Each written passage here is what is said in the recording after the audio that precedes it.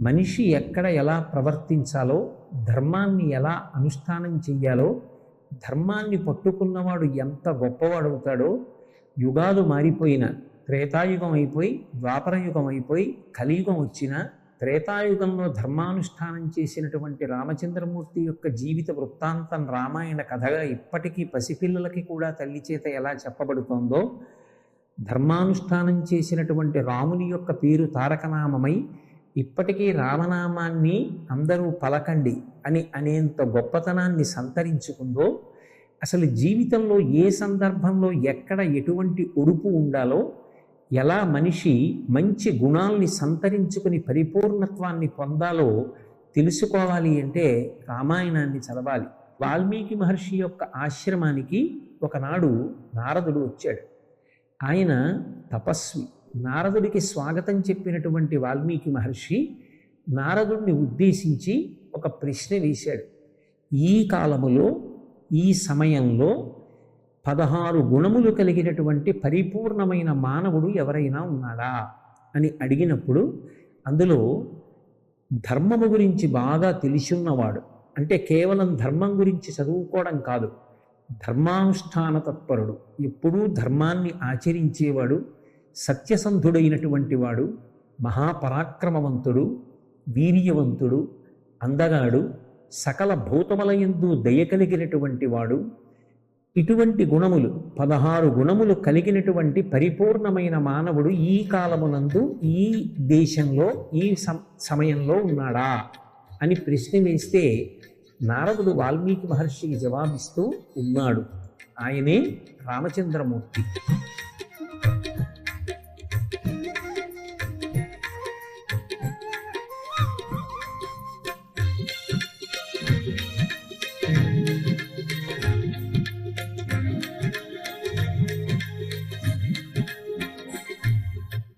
చాలా లఘువుగా రామకథనంతటినీ కూడా వాల్మీకి మహర్షికి చెప్పాడు.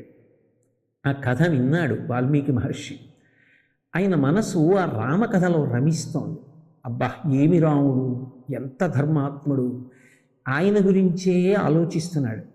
ఆలోచిస్తున్నటువంటి వాల్మీకి మహర్షి మధ్యాహ్న కాలం అయితే నదీ స్నానం చేసి సంధ్యావందనం చేసుకోవాలి. అందుకని తమసా నదీ స్నానం కోసం బయలుదేరాడు. వాల్మీకి మహర్షి వెంట భరద్వాజుడు బయలుదేరాడు. ఇద్దరూ కలిసి తమసా నదీ తీరానికి వెళ్ళి వాల్మీకి మహర్షి స్నానానికి ఉపక్రమిస్తూ ఒక్కసారి ఆ అరణ్యం యొక్క శోభనంతటినీ చూశారు. ఆ చెట్టు మీద ఒక మగ క్రౌంచము, క్రౌంచి అంటే ఆడ క్రౌంచ పక్షి రెండూ కూడా ఎంతో సంతోషంగా ఒకదానితో ఒకటి కిచకిచలాడుతూ అవి దంపతులు ఆనందంగా కాలక్షేపం చేస్తున్నాయి. ఇంతలో ఎక్కడి నుంచో ఒక బోయవాడు వచ్చాడు. ఆ వచ్చినటువంటి బోయవాడు గురి చూసి మగపక్షిని కొట్టాడు. ఆ మగపక్షి కింద పడిపోయింది. కింద పడిపోగానే తన భర్త మరణిస్తున్నాడు అని తెలుసుకున్నటువంటి క్రౌంచి ఆడపక్షి తట్టుకోలేక విలవిలలాడుతూ కన్నుల నీరు కారుస్తూ ఆ పక్షి వెంట చుట్టూ తిరుగుతోంది. ఈ దృశ్యాన్ని వాల్మీకి మహర్షి చూశారు. అప్రయత్నంగా ఆయన నోటి వెంట ఒక శ్లోకం వచ్చింది. మానుషాధ ప్రతిష్టాత్వం అగమశాశ్వతీ సమాహ యక్రౌంచ మిథునాధీకం అవధీహి కామమోహితం అన్నాడు ఆయన. ఆ శ్లోకానికి అర్థం ఏమిటి అంటే, క్రౌంచపక్షులు రెండు ఎంతో సంతోషంగా గడుపుతుంటే అందులో మగపక్షిని ఒక దారుణమైన బాణం వేసి సంహరించినటువంటి ఓ బోయవాడా, నీవు శాశ్వతమైన అపకీర్తిని పొందెదవుగాక, ఎక్కువ కాలము జీవించకుండా ఉండెదవుగాక అంటే నిజానికి శాపవాక్కు విడిచిపెట్టాడు. అరణ్యం అన్న తర్వాత పక్షులుండవా? పక్షులని బోయేవాళ్ళు వెళ్ళి సంహారం చెయ్యరా? కానీ అపారమైనటువంటి దయ కలిగినటువంటి వాల్మీకి మహర్షి యొక్క అంతరంగంలోంచి వెలువడినటువంటి శ్లోకం అది మొట్టమొదటి శ్లోకం. ఇదేమిటి నా నోటి వెంట ఇటువంటి మాట వచ్చింది అని ఆలోచించాడు. సరే, స్నానం అయిపోయింది. శిష్యుడితో కలిసి తిరిగి ఆశ్రమానికి వచ్చాడు. ఆశ్రమానికి వచ్చినా కూడా మనసులో అదే మాట తిరుగుతోంది. నా నోటి వెంట అప్రయత్నంగా మానుషాధ ప్రతిష్టాత్వం మగమశాశ్వతీ సమాహ యత్క్రౌంచ మిథునాధీకం అవధీహి కామమోహితం అన్న శ్లోకం వచ్చింది. ఇది ఛందస్సుకి సరిపోతోంది. ఇది శ్లోక రూపాన్ని పొందింది. నేను ఆవేశంతో అన్నటువంటి శాపవాక్కు కాదు, నా ఆవేశం ధర్మావేశం. ఎందుకు ఇంత చమత్కారంగా శ్లోకం నా నోటి వెంట పలికింది అని ఆలోచన చేస్తున్నాడు. ఈలోక నారద మహర్షి యొక్క తండ్రి గారైనటువంటి చతుర్ముఖ బ్రహ్మగారు ఆశ్రమంలోకి వచ్చారు. వాల్మీకి మహర్షి లేచి స్వాగతం పలికి ఆయనకి చెయ్యవలసినటువంటి సముచితమైనటువంటి మర్యాదలు చేసి ఆయన్ని ఉచితమైన ఆసనం మీద కూర్చోపెట్టి నమస్కారం చేసి నిలబడ్డాడు. బ్రహ్మగారు వాల్మీకి మహర్షిని కూడా కూర్చోమన్నారు. బ్రహ్మగారు వాల్మీకి మహర్షి వంక చూశారు. నువ్వు దేని గురించి మనసులో సతమతమవుతున్నావో నాకు అర్థమైంది. నీ మనసులోంచి అకస్మాత్తుగా ఒక శ్లోకం ఉద్భవించింది. అది కూడా చెట్టు మీద రమిస్తున్నటువంటి క్రౌంచ పక్షులలో మగపక్షిని బోయవాడు బాణం వేసి కొట్టినప్పుడు మగపక్షి కింద పడిపోతే ఆర్తితో ఆ పక్షి చుట్టూ తిరుగుతున్నటువంటి ఆడపక్షిని చూసి నీవు ఆ బాధని తట్టుకోలేకపోతే నీ మనసులోంచి శ్లోక రూపంలో ఆ వాక్కు వెలువడింది. అది శ్లోకమే, నువ్వు బెంగపెట్టుకోక్కర్లేదు. అది అనుష్టుప్ ఛందస్సులో వచ్చింది. నువ్వు రామాయణాన్నంతటినీ కూడా రచన చెయ్యగలిగినటువంటి అధికారాన్ని పొందావు. నీకు వరం ఇస్తున్నాను. ఇక పైన నువ్వు ఎప్పుడు రామాయణాన్ని రచన చెయ్యడం ప్రారంభం చేసినా రామాయణ కాలంలో, అంటే జరిగిపోయినటువంటి కాలంలో ఆయా వ్యక్తుల యొక్క మనసులో ఉన్నటువంటి భావనలు కూడా నీకు తెలుస్తాయి. నువ్వు రామాయణం రచన చేస్తావు. ఈ భూమి పర్వతములతో నదులతో ఎంత కాలం ఉంటుందో అంతకాలము రామాయణ కావ్యం ఉంటుంది. రామాయణము శ్రీరామాయణము అడుగడుగున త్యాగము అణువణువున ధర్మము అనురాగము అనుబంధము అనుపమానము అనురాగము అనుబంధము అనుపమానము సహనశీల ధీర వీర వరద వీరము. కోసల దేశము అని పూర్వం ఒక దేశం ఉండేది. దానికి రాజధాని అయోధ్య. అయోధ్య అని పేరు రావడానికి కారణం యోధులు కూడా ఆ నగరాన్ని ముట్టడి చెయ్యలేరు. ఆ నగర ప్రవేశం చేసి స్వాధీనం చేసుకోవడం సాధ్యం కాదు. అంత బలవత్తరమైనటువంటి నగరము కనుక దానికి అయోధ్య అని పేరు. ఆ అయోధ్య నగరాన్ని ఇక్ష్వాకు అనబడేటటువంటి మహారాజు నిర్మాణం చేశాడు. ఆ వంశంలో వచ్చినటువంటి దశరథ మహారాజు గారు ఆ అయోధ్య నగరాన్ని రాజధాని చేసుకుని కోసల రాజ్యాన్ని పరిపాలిస్తున్నాడు. రాజ్యంలో ఉన్నటువంటి ప్రజల్ని తన కన్న బిడ్డలలా పరిపాలన చేస్తూ ఉండేవాడు. ఎన్ని ఉన్నా బిడ్డలు లేని కారణం చేత దశరథ మహారాజు గారికి సంతోషం లేదు. సంతోషం లేనటువంటి దశరథ మహారాజు గారు నాకు సంతానం ఎందుకు కలగలేదు, ఎలా కలుగుతుంది అన్న విషయం మీద మంత్రులతో విచారణ చేశాడు. మంత్రులలో ప్రధానుడైనటువంటి సుమంతుడన్న మంత్రి లేచి, మీరు అశ్వమేధయాగం చేసి తర్వాత పుత్రకామేష్టి చేస్తే సంతానం పొందుతారు. మహారాజా, ఈ యజ్ఞం చేయించగలిగినటువంటి సమర్థుడు ఋష్యశృంగుడు. ఆయన విభాండకుని యొక్క కుమారుడు, గొప్ప తపస్వి. ఋష్యశృంగుడు ఎంత గొప్పవాడు అంటే ఋష్యశృంగుడు ఎక్కడికి వస్తాడో అక్కడ వర్షం పడుతుంది. పరమ ధర్మాత్ములైనటువంటి వారు ఏదైనా ఒక రాజ్యంలోకి ప్రవేశిస్తే ఆ రాజ్యంలో వర్షం పడుతుంది. అంటే క్షామం ఉండదు, వాళ్ళు హాయిగా ఉంటారు. అంతటి ధర్మాత్ముడు ఋష్యశృంగుడు, మహాతపస్వి. ఆయనని తీసుకొచ్చి ఆయన ఆధ్వర్యంలో ఈ యజ్ఞం చేద్దాం, పక్కన వశిష్ఠాది మహర్షులు ఉండనే ఉన్నారు అని సలహా ఇస్తే, ప్రధానమంత్రి ఇచ్చిన సలహా మేరకు అశ్వమేధయాగం చెయ్యడం కోసం ఋష్యశృంగుణ్ణి తీసుకొచ్చి బ్రహ్మస్థానంలో కూర్చోపెట్టి యజ్ఞాన్ని ప్రారంభం చేశాడు దశరథుడు.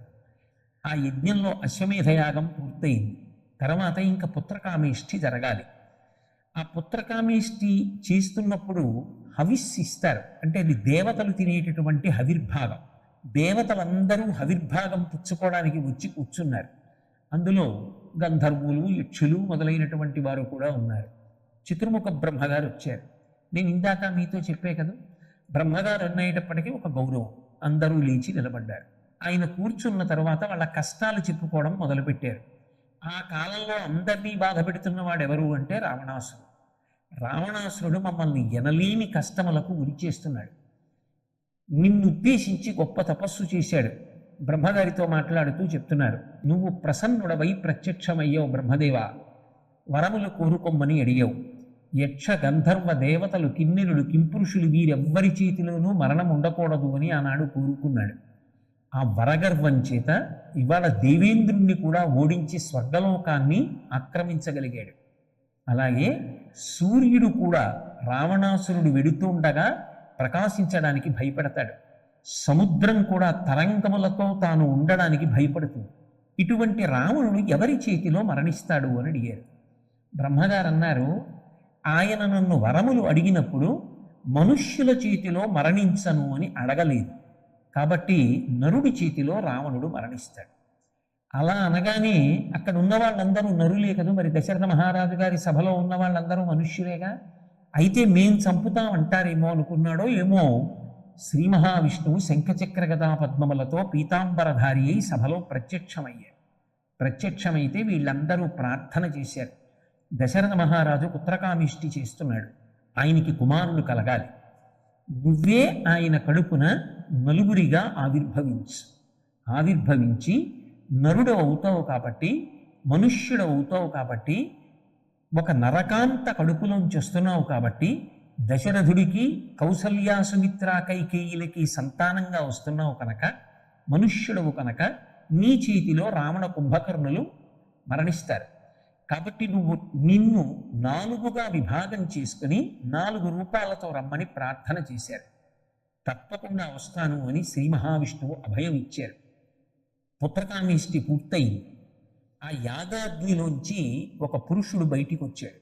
చేతిలో బంగారు పాత్ర ఉంది, దాని మీద వెండి మూత పెట్టబడి ఉంది. ఆ పాత్రలో దివ్యమైనటువంటి పాయసం.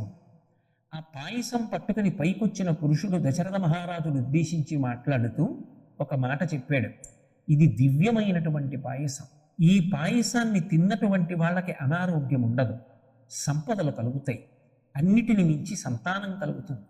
కాబట్టి నీకు ఈ పాయసాన్ని అనుగ్రహిస్తున్నానని ఆ పాత్రని దశరథ మహారాజు గారికి ఇచ్చాడు. దశరథ మహారాజు గారు ఆ పాత్రలో ఉన్న పాయసాన్ని తన భార్యలైనటువంటి కౌసల్య, సుమిత్ర, కైకేయిలకి పంచిపెట్టాడు. చైత్రమాసంలో శుక్లపక్షంలో 9వ తిథి నాడు రామచంద్రమూర్తి ఆవిర్భవించారు. 10వ తిథి నాడు ఆ సుమిత్రకి లక్ష్మణస్వామి, శత్రుఘ్నుడు వాళ్ళిద్దరూ కలిగారు. కైకేయికి భరతుడు జన్మించాడు. పెద్దవాడు రామచంద్రమూర్తి.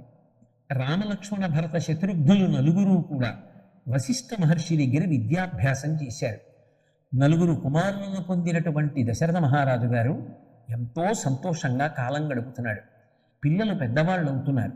ఒక రోజున దశరథ మహారాజు గారు సభ తీర్చి కూర్చుని ఉన్నాడు. అకస్మాత్తుగా విశ్వామిత్ర మహర్షి వచ్చారు అన్న వార్త వచ్చింది.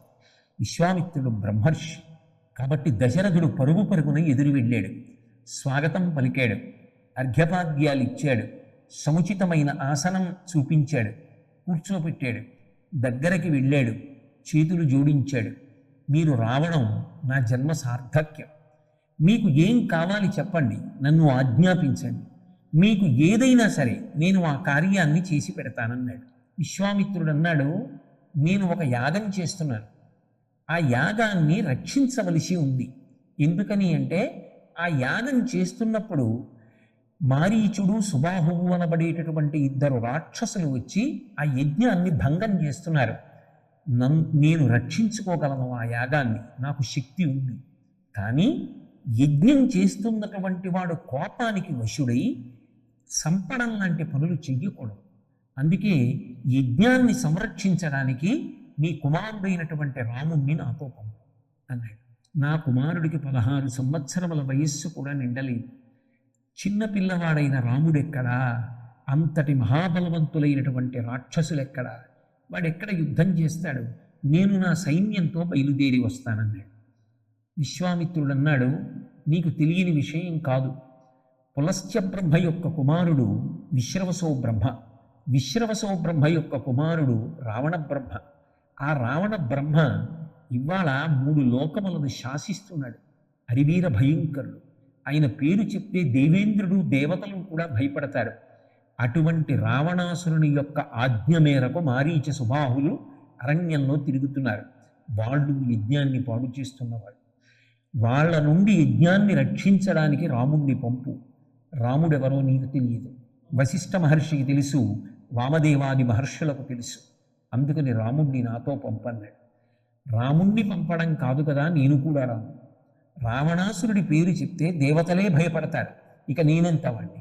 నేను వచ్చి సైన్యంతో మాత్రం యజ్ఞాన్ని రక్షించగలనా? నా కుమారుడు రక్షించగలడా? అందుకని మన్నించండి అన్నాడు. నేను నువ్వు అడిగిన పని చేస్తానని ముందు మాట ఇచ్చి, ఇప్పుడు నేను ఒక విషయాన్ని ప్రతిపాదించిన తరువాత ఆ పని నేను చెయ్యలేనని తప్పించుకుంటున్నావు. దీర్ఘాయుష్మంతుడివికా అని ఆశీర్వచనం చేసి కోపానికి వశుడు కాకుండా విశ్వామిత్రుడు వెళ్ళిపోవడానికి ఉపక్రమించాడు. వెంటనే వశిష్ఠుడు లేచి విశ్వామిత్ర మహర్షి యొక్క ప్రభావం, ఆయన యొక్క తేజస్సు, ఆయనకి ఎంత అస్త్రవిద్య తెలుసో అన్నీ దశరథ మహారాజు గారికి చెప్పి సంతోషంగా విశ్వామిత్రుడితో నీ కుమారుణ్ణి పంపించు, చాలా శ్రేయస్సు కలుగుతుంది. అటువంటి వాడి చెంతన నీ కొడుకు ఉంటే ఎన్ని విషయాలో తెలుసుకుంటాడు. నా మాట విను, నీ కుమారుణ్ణి పంపమన్నాడు. వశిష్ఠ మహర్షి యొక్క ఆజ్ఞ మేరకి దశరథ మహారాజు గారు కౌసల్య రామలక్ష్మణుల్ని ఇరువురిని కూడా విశ్వామిత్ర మహర్షితో పంపించారు. విశ్వామిత్రుడి వెంట రామలక్ష్మణులు బయలుదేరారు. ముందు విశ్వామిత్రుడు నడుస్తున్నాడు, వెనక రామలక్ష్మణులు నడుస్తున్నారు. ఎక్కడికి గురువుగారు అని శిష్యులు అడగలేదు. ఎంత దూరం నడవాలి గురువుగారు అని శిష్యులు అడగలేదు. ముందు విశ్వామిత్రుడు వెళ్ళిపోతున్నాడు, వెనక రామలక్ష్మణులు వెళ్ళిపోతున్నారు. ఏమిటి రామాయణం చెప్పేది? గురువుగారి వెంట నడవడమే ఒక విశ్వవిద్యాలయం వెంట నడవడం. గురువుగారు ఏం మాట్లాడతారు? గురువుగారి నోటి వెంట వచ్చేటటువంటి ఏ మాట అయినా జీవితానికి ఉద్ధారకం. అది జీవితాన్ని పరిపుష్టం చేస్తుంది, గొప్ప సంస్కృతిని ఇస్తుంది, శీల వైభవాన్ని ఇస్తుంది. నడిచి నడిచి నడిచి నడిచి కొంత దూరం వెళ్ళిన విశ్వామిత్రుడు ఆగి వెనక్కి తిరిగి పిల్లల వంక చూశాడు. గురువుగారు ఎక్కడి వరకు అనలేదు, కాళ్ళు నిప్పెడుతున్నాయని లేదు. గురువుగారితో వెళ్ళడమే శ్రేయస్సని నా వెంట ఈ పిల్లలు వచ్చారు. ఎంత సంతోషపడిపోయాడు. కూర్చోమన్నాడు, ఆచమనం చేయండి. మీకు నేను బల అతి బల అనబడేటటువంటి 2 విద్యలను అనుగ్రహిస్తున్నాను. ఈ 2 విద్యల వలన మీకు కొన్ని గొప్ప శక్తులు కలుగుతాయి. యుద్ధం చేసేటప్పుడు ఆకలి పొందరు, దప్పిక ఉండదు. మీరు నిద్రపోతున్నప్పుడు కానీ పరాకుగా ఉన్నప్పుడు కానీ మిమ్మల్ని ఏ రాక్షసుడు సంహరించలేడు. ఆ విద్య మిమ్మల్ని కాపాడుతుంది. అవి మంత్రములు. ఆ మంత్రాధిష్టాన దైవములు మిమ్మల్ని రక్షిస్తాయి. మీకు ఆ విద్యను ఇస్తున్నానని ఇచ్చాడు. రాత్రి పడుకున్నారు. పిల్లలు కదూ, ఎక్కడో అంతఃపురంలో హంసతూలికా తల్పాల మీద మంచి వీణానాదం వింటూ పడుకోవడానికి అలవాటు పడిన పిల్లలు నడిచి నడిచి బడలిపోయి నదీ తీరంలో ఇసుక తిన్ని మీద పడుకున్నారు. తెల్లవారుసామైంది. బ్రాహ్మీ ముహూర్తం అంటారు. సరస్వతీ కటాక్షం కలిగేటటువంటి సమయం. ఆ సమయంలో చదువుకోవడం, జపం చేసుకోవడం, పూజ చేసుకోవడం, సాత్వికమైన కార్యం చెయ్యడం చేస్తారు. విశ్వామిత్ర మహర్షి స్నానం చేసి తాను చెయ్యవలసినటువంటి దైవ కార్యాన్ని నిర్వర్తించాడు. నిద్రపోతున్న పిల్లల దగ్గరికి వచ్చి నిద్రలేపాడు. కౌసల్యా సుప్రజా రామ పూర్వా సంధ్యా ప్రవర్తతే ఉత్తిష్ఠ నరసాత్తూల కర్తవ్యం దైవమాత్మికం. ఎంత గొప్ప మాట మాట్లాడాడు. ఆ పిల్లలిద్దరూ నిద్ర లేచారు, బయలుదేరారు. కొంత దూరం వెళ్ళిన తరువాత చీకటి పడుతోంది, ఇక సూర్యాస్తమయం అవుతుంది. అటువంటి సమయంలో తాటక వికృతమైనటువంటి ఆకారంతో భయంకరమైనటువంటి శబ్దం చేస్తూ ఆ రామలక్ష్మణుల మీదకి విశ్వామిత్ర మహర్షి మీదకి వస్తోంది. ఏమిటా చప్పుడు, ఎవరామె అని అడిగాడు రాముడు. వెంటనే విశ్వామిత్ర మహర్షి అన్నారు, నిజానికి పాడి పంటలతో సుభిక్షంగా ఉన్నటువంటి దేశం. ఈ 2 రాజ్యముల పేర్లు మలద, కరూష అని పేర్లు. ఈ తాటక అనబడేటటువంటి స్త్రీ యక్షిణి. ఆమె జన్మచేత యక్షజాతికి చెందినది. ఆమెకి వరం ఉంది భగవంతుని వలన. అందుకే పుట్టుకతోనే ఆమె 1000 ఏనుగుల బలాన్ని సంతరించుకుంది. ఆమె కుమారుడైనటువంటి మారీచుడు ఈ వనాన్నంతటినీ కూడా నాశనం చేసి ఇక్కడికి వచ్చేటటువంటి వాళ్ళందరినీ కూడా ఇబ్బంది పెడుతున్నారు. ఆ కారణం చేత రామ, ధర్మమునకు గ్లాని కలుగుతోంది. నువ్వు ధర్మాన్ని రక్షించడం కోసం ఈమెని సంహరించాలి, కాబట్టి బాణం వేయి అన్నాడు. రాముడు ఒక్క క్షణం తటపటాయించినట్టుగా అనిపించింది విశ్వామిత్రుడికి. ఏం రామ, స్త్రీని చంపడమా అని ఆలోచిస్తున్నావా అన్నాడు. మీరు చెప్పినది చెయ్యమని మా తండ్రి గారు చెప్పారు, ఇప్పుడు మీరు తాటకా సంహారం చేయమన్నారు, కాబట్టి మా తండ్రి గారు చెప్పిన పని నేను చెయ్యాలి కనుక బాణం వేస్తాను. అంతేకాదు, మీరు నా గురువు, సర్వజ్ఞులు, మహాపురుషులు, అటువంటి మీ మాట నేను తిరస్కరించకూడదు. గురువుగారు చెప్పారు అంటే అందులో ధర్మం ఉంటుంది, కాబట్టి మీ మాటని మా తండ్రి గారి మాటని పట్టుకుని నేను తాటకా సంహారం చేస్తానని బాణప్రయోగం చేసి ఆమె యొక్క కాళ్ళు చేతులు తెగ్గొట్టాడు. అయినా ఆమె క్రౌర్యాన్ని పోగొట్టుకోకుండా రామలక్ష్మణుల మీద వచ్చి పడిపోవడానికి ప్రయత్నిస్తుంటే లక్ష్మణస్వామి బాణాలతో ఆమె యొక్క ముక్కు చెవులు తెగపోశాడు. అయినా ఆమె శబ్దాన్ని బట్టి తిన్నగా వచ్చి వాళ్ళ మీద పడి వాళ్ళని తన శరీరం చేత నలగకొట్టాలని ప్రయత్నం చేస్తుంటే రాముడు బాణప్రయోగం చేసి తాటకా సంహారం చేశాడు. తాటకా సంహారం అయిపోయిన తరువాత మరునాడు విశ్వామిత్రుడు యజ్ఞం చేయవలసిన ప్రదేశానికి చేరుకున్నాడు. చేరుకున్న తర్వాత అక్కడ విశ్వామిత్రుడు యజ్ఞం చేశాడు. చిట్ట చివరి రోజు దగ్గరికి వస్తోంది. అకస్మాత్తుగా మారీచి సుబాహులు ఇద్దరూ వచ్చారు. ఏమనపాటు లేకుండా ధనుర్బాణాలు పట్టుకుని రామలక్ష్మణులు ఇద్దరూ ప్రదక్షిణ పురస్సరంగా ఆ యజ్ఞం కుండాన్ని చుట్టూ తిరుగుతూ కాపాడుతున్నారు. ఆకాశ మార్గంలో వచ్చినటువంటి ఆ మారీచుడు సుబాహుడు అనబడేటటువంటి వాళ్ళు పెద్ద పెద్ద కుండలతో నెత్తులు తీసుకొచ్చి ఆ యజ్ఞకుండంలో పోస్తున్నారు. భగ్గున జ్వాల ప్రజ్వరిల్లుతో చూశాడు రాముడు. వెంటనే ఒక అస్త్రాన్ని ప్రయోగించి సుబాహువును సంహారం చేశాడు. అలాగే మానవాస్త్రాన్ని ప్రయోగించి ఎక్కడో 100 యోజనముల అవతల సముద్రంలో పడి గిలగిలా కొట్టుకునేటట్టుగా మారీచుణ్ణి దూరంగా కొట్టేశాడు. ఆగ్నేయాస్త్రాన్ని ప్రయోగించి మిగిలిన రాక్షసులందరినీ సంహరించాడు. విశ్వామిత్రుడు మహాసంతోషాన్ని పొందాడు. మిగిలినటువంటి దేవతలు కూడా ఆనందం పొందారు. దేవేంద్రాదులే వచ్చి రామలక్ష్మణుల్ని కీర్తించారు. మరునాడు విశ్వామిత్రుడు అన్నాడు, వచ్చిన కార్యం పూర్తయిపోయింది కదా, నిజానికి రామలక్ష్మణులు కావాలంటే వెనక్కి వెళ్ళిపోవచ్చు. కానీ విశ్వామిత్ర మహర్షి అన్నాడు, ఇక్కడికి దగ్గరలో మిథిలా నగరం ఉంది. ఆ మిథిలా నగరాన్ని జనక మహారాజు గారు పరిపాలన చేస్తున్నాడు.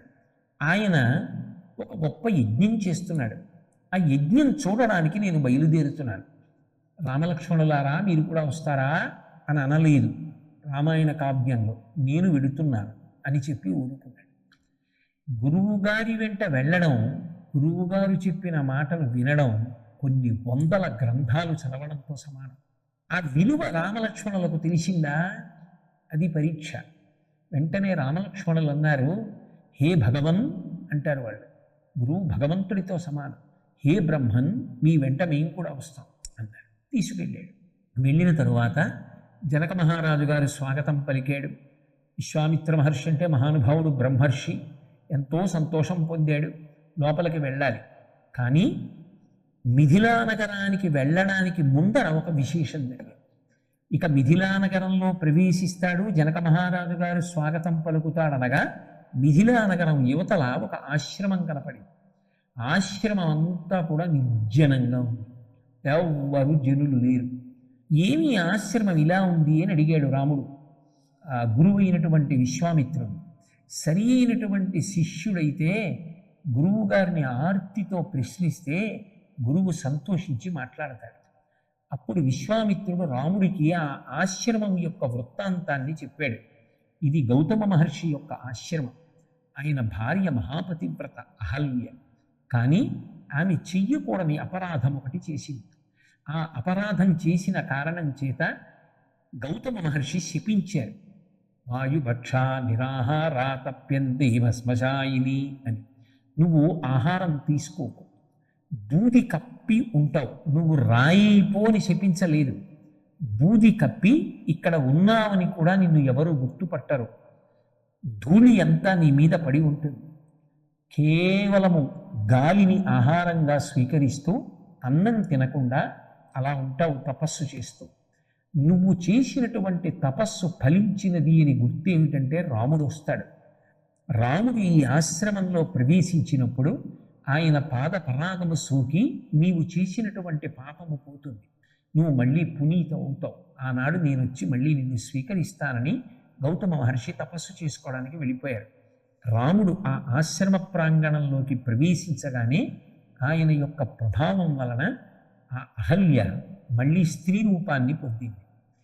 అయితే బాలుడు కదా రాముడు, తన వలన అహల్యకి శాప విమోచనమైన తాను అహల్య పాదముల మీద పడి నమస్కరించాడు. రాముడు ఎలా ప్రవర్తించాలో మనకి నేర్పుతాడు ఎప్పుడు. తదనంతరం అహల్యా శాప విమోచనం అయిపోయిన తర్వాత రామలక్ష్మణులు విశ్వామిత్రుడు కలిసి మిథిలా నగరానికి వెళ్ళారు. మిథిలా నగరం చేరుకోగానే బ్రహ్మర్షి వచ్చాడని జనక మహారాజు గారు వచ్చి స్వాగతం పలికాడు. లోపలికి వెళ్ళారు, యజ్ఞం జరుగుతోంది. విశ్వామిత్రుడు జనక మహారాజును ఉద్దేశించి ఒక మాట అన్నాడు. మీ ఇంట్లో శివధనస్సు ఉంది, చాలా కాలంగా పరమశివుడి చేత అనుగ్రహింపబడినటువంటి ధనస్సు మీ పూజా మందిరంలో రక్షింపబడుతోంది. వీళ్ళు క్షత్రియులు, దశరథ మహారాజు గారి కుమారులు రామలక్ష్మణులు. వాళ్ళకి ఆ ధనస్సు చూడాలని సంతోషం ఉంటుంది కదా, ఒక్కసారి ఆ ధనస్సు చూపించమన్నాడు. ఆ ధనస్సు ఒక మంజూష యందు భద్రపరచబడింది. మంజూష అంటే పెట్టె. సాధారణంగా ఎంత బరువైనదైనా దాన్ని చక్రాలు ఉన్న బండి మీద పెడితే దాన్ని లాగడం తేలికే. కానీ ఆ శివధనస్సు ఎంత బరువైనది, ఎంత తేజస్సు కలిగినది అంటే అది భద్రపరచబడినటువంటి మంజూషని అపారమైనటువంటి బలము కలిగినటువంటి 5,000 మంది యోధులు లాగి తీసుకొచ్చారు. తీసుకొచ్చిన తర్వాత ఆ మంజూష తెరిచారు. విశ్వామిత్ర మహర్షి యొక్క అనుగ్రహంతో రామచంద్రమూర్తి ఆ శివధనస్సుని ఎక్కుపెట్టాడు. అంతకుముందు ఆ ధనస్సుని ఎక్కుపెట్టాలని ఎందరో ప్రయత్నించారు, ఎవ్వరూ ఎక్కుపెట్టలేకపోయారు. కానీ ఆ రాముడు ఆ శివధనస్సును ఎక్కుపెట్టినప్పుడు ఆ ధనస్సు మధ్యలోకి విరిగిపోయింది, శివధనుర్భంగమైంది. అన్న మాట ప్రకారంగా జనక మహారాజు గారు సీతమ్మని రామచంద్రమూర్తికి ఇచ్చి వివాహం చేయడానికి గబగబా ముందుకు వచ్చాడు. ఎందుకని అంటే జనక మహారాజు గారే ఆ విషయాన్ని చెప్పాడు. ఒకప్పుడు జనక మహారాజు గారు యజ్ఞం చెయ్యడం కోసం భూమిని నాగలి పెట్టి దున్నుతున్నాడు. ఆ నాగటి చాలుకు తగిలి ఉద్ధిత అంటే ఏదో పెట్టెలో దొరికినట్టు దొరకడం కాదు, ఒక మొక్క పైకి ఎలా లేస్తుందో అలా భూమిలోంచి పైకి లేచింది. నాగటి చాలుకి తగిలి పైకి లేచింది కనుక సీత అని పేరు వచ్చింది. ఆమె నా కుమార్తె, ఆమె నాకు జన్మించినది కాదు, కానీ యజ్ఞం చేయడానికి భూమిని దున్నుతున్నప్పుడు నన్ను అనుగ్రహించి భూమిలోంచి పైకి లేచింది.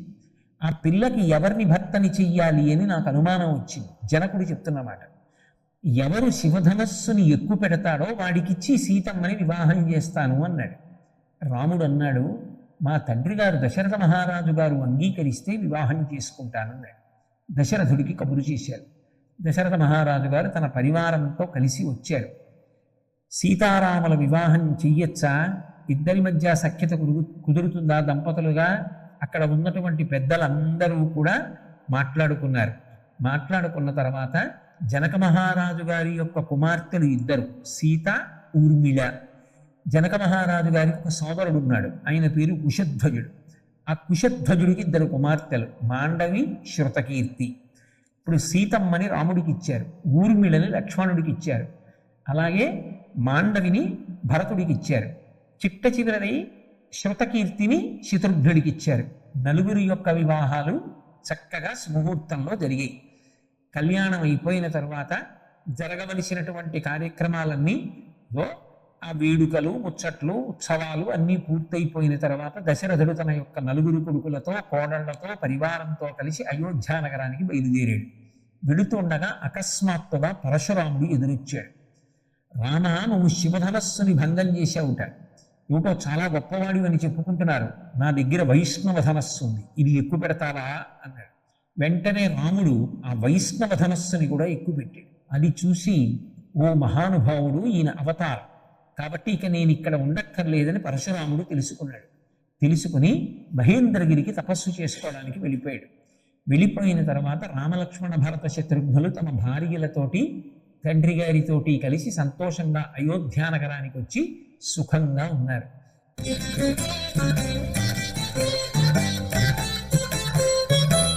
ఈ బాలకాండని రేపు పొద్దున్న మీరు వ్యాసంగా వ్రాయవలసి వచ్చిందనుకోండి, మీరు దీన్ని ఏదో పెద్ద కష్టపడి చదవాలి అని మనసులో భావన చెయ్యకండి. దీన్ని ఒక క్రమం మనసులో పెట్టుకోండి. ఏ క్రమం వచ్చింది అన్నది ఒక్కసారి ఆలోచించండి. కొన్ని పేర్లు ఉంటాయి, పేర్ల వరకు కొంచెం జాగ్రత్తగా చదివి ధారణ చేయవలసింది. రామలక్ష్మణ భరత శత్రుఘ్నులు, మలద కరుషదేశములు, తాటక, విశ్వామిత్రుడు, వశిష్ఠుడు, ఇటువంటి పేర్లు కొంచెం 1-2 మాటలు ప్రతిరోజు మననం చేసుకుంటుంటే జ్ఞాపకం ఉంటుంది.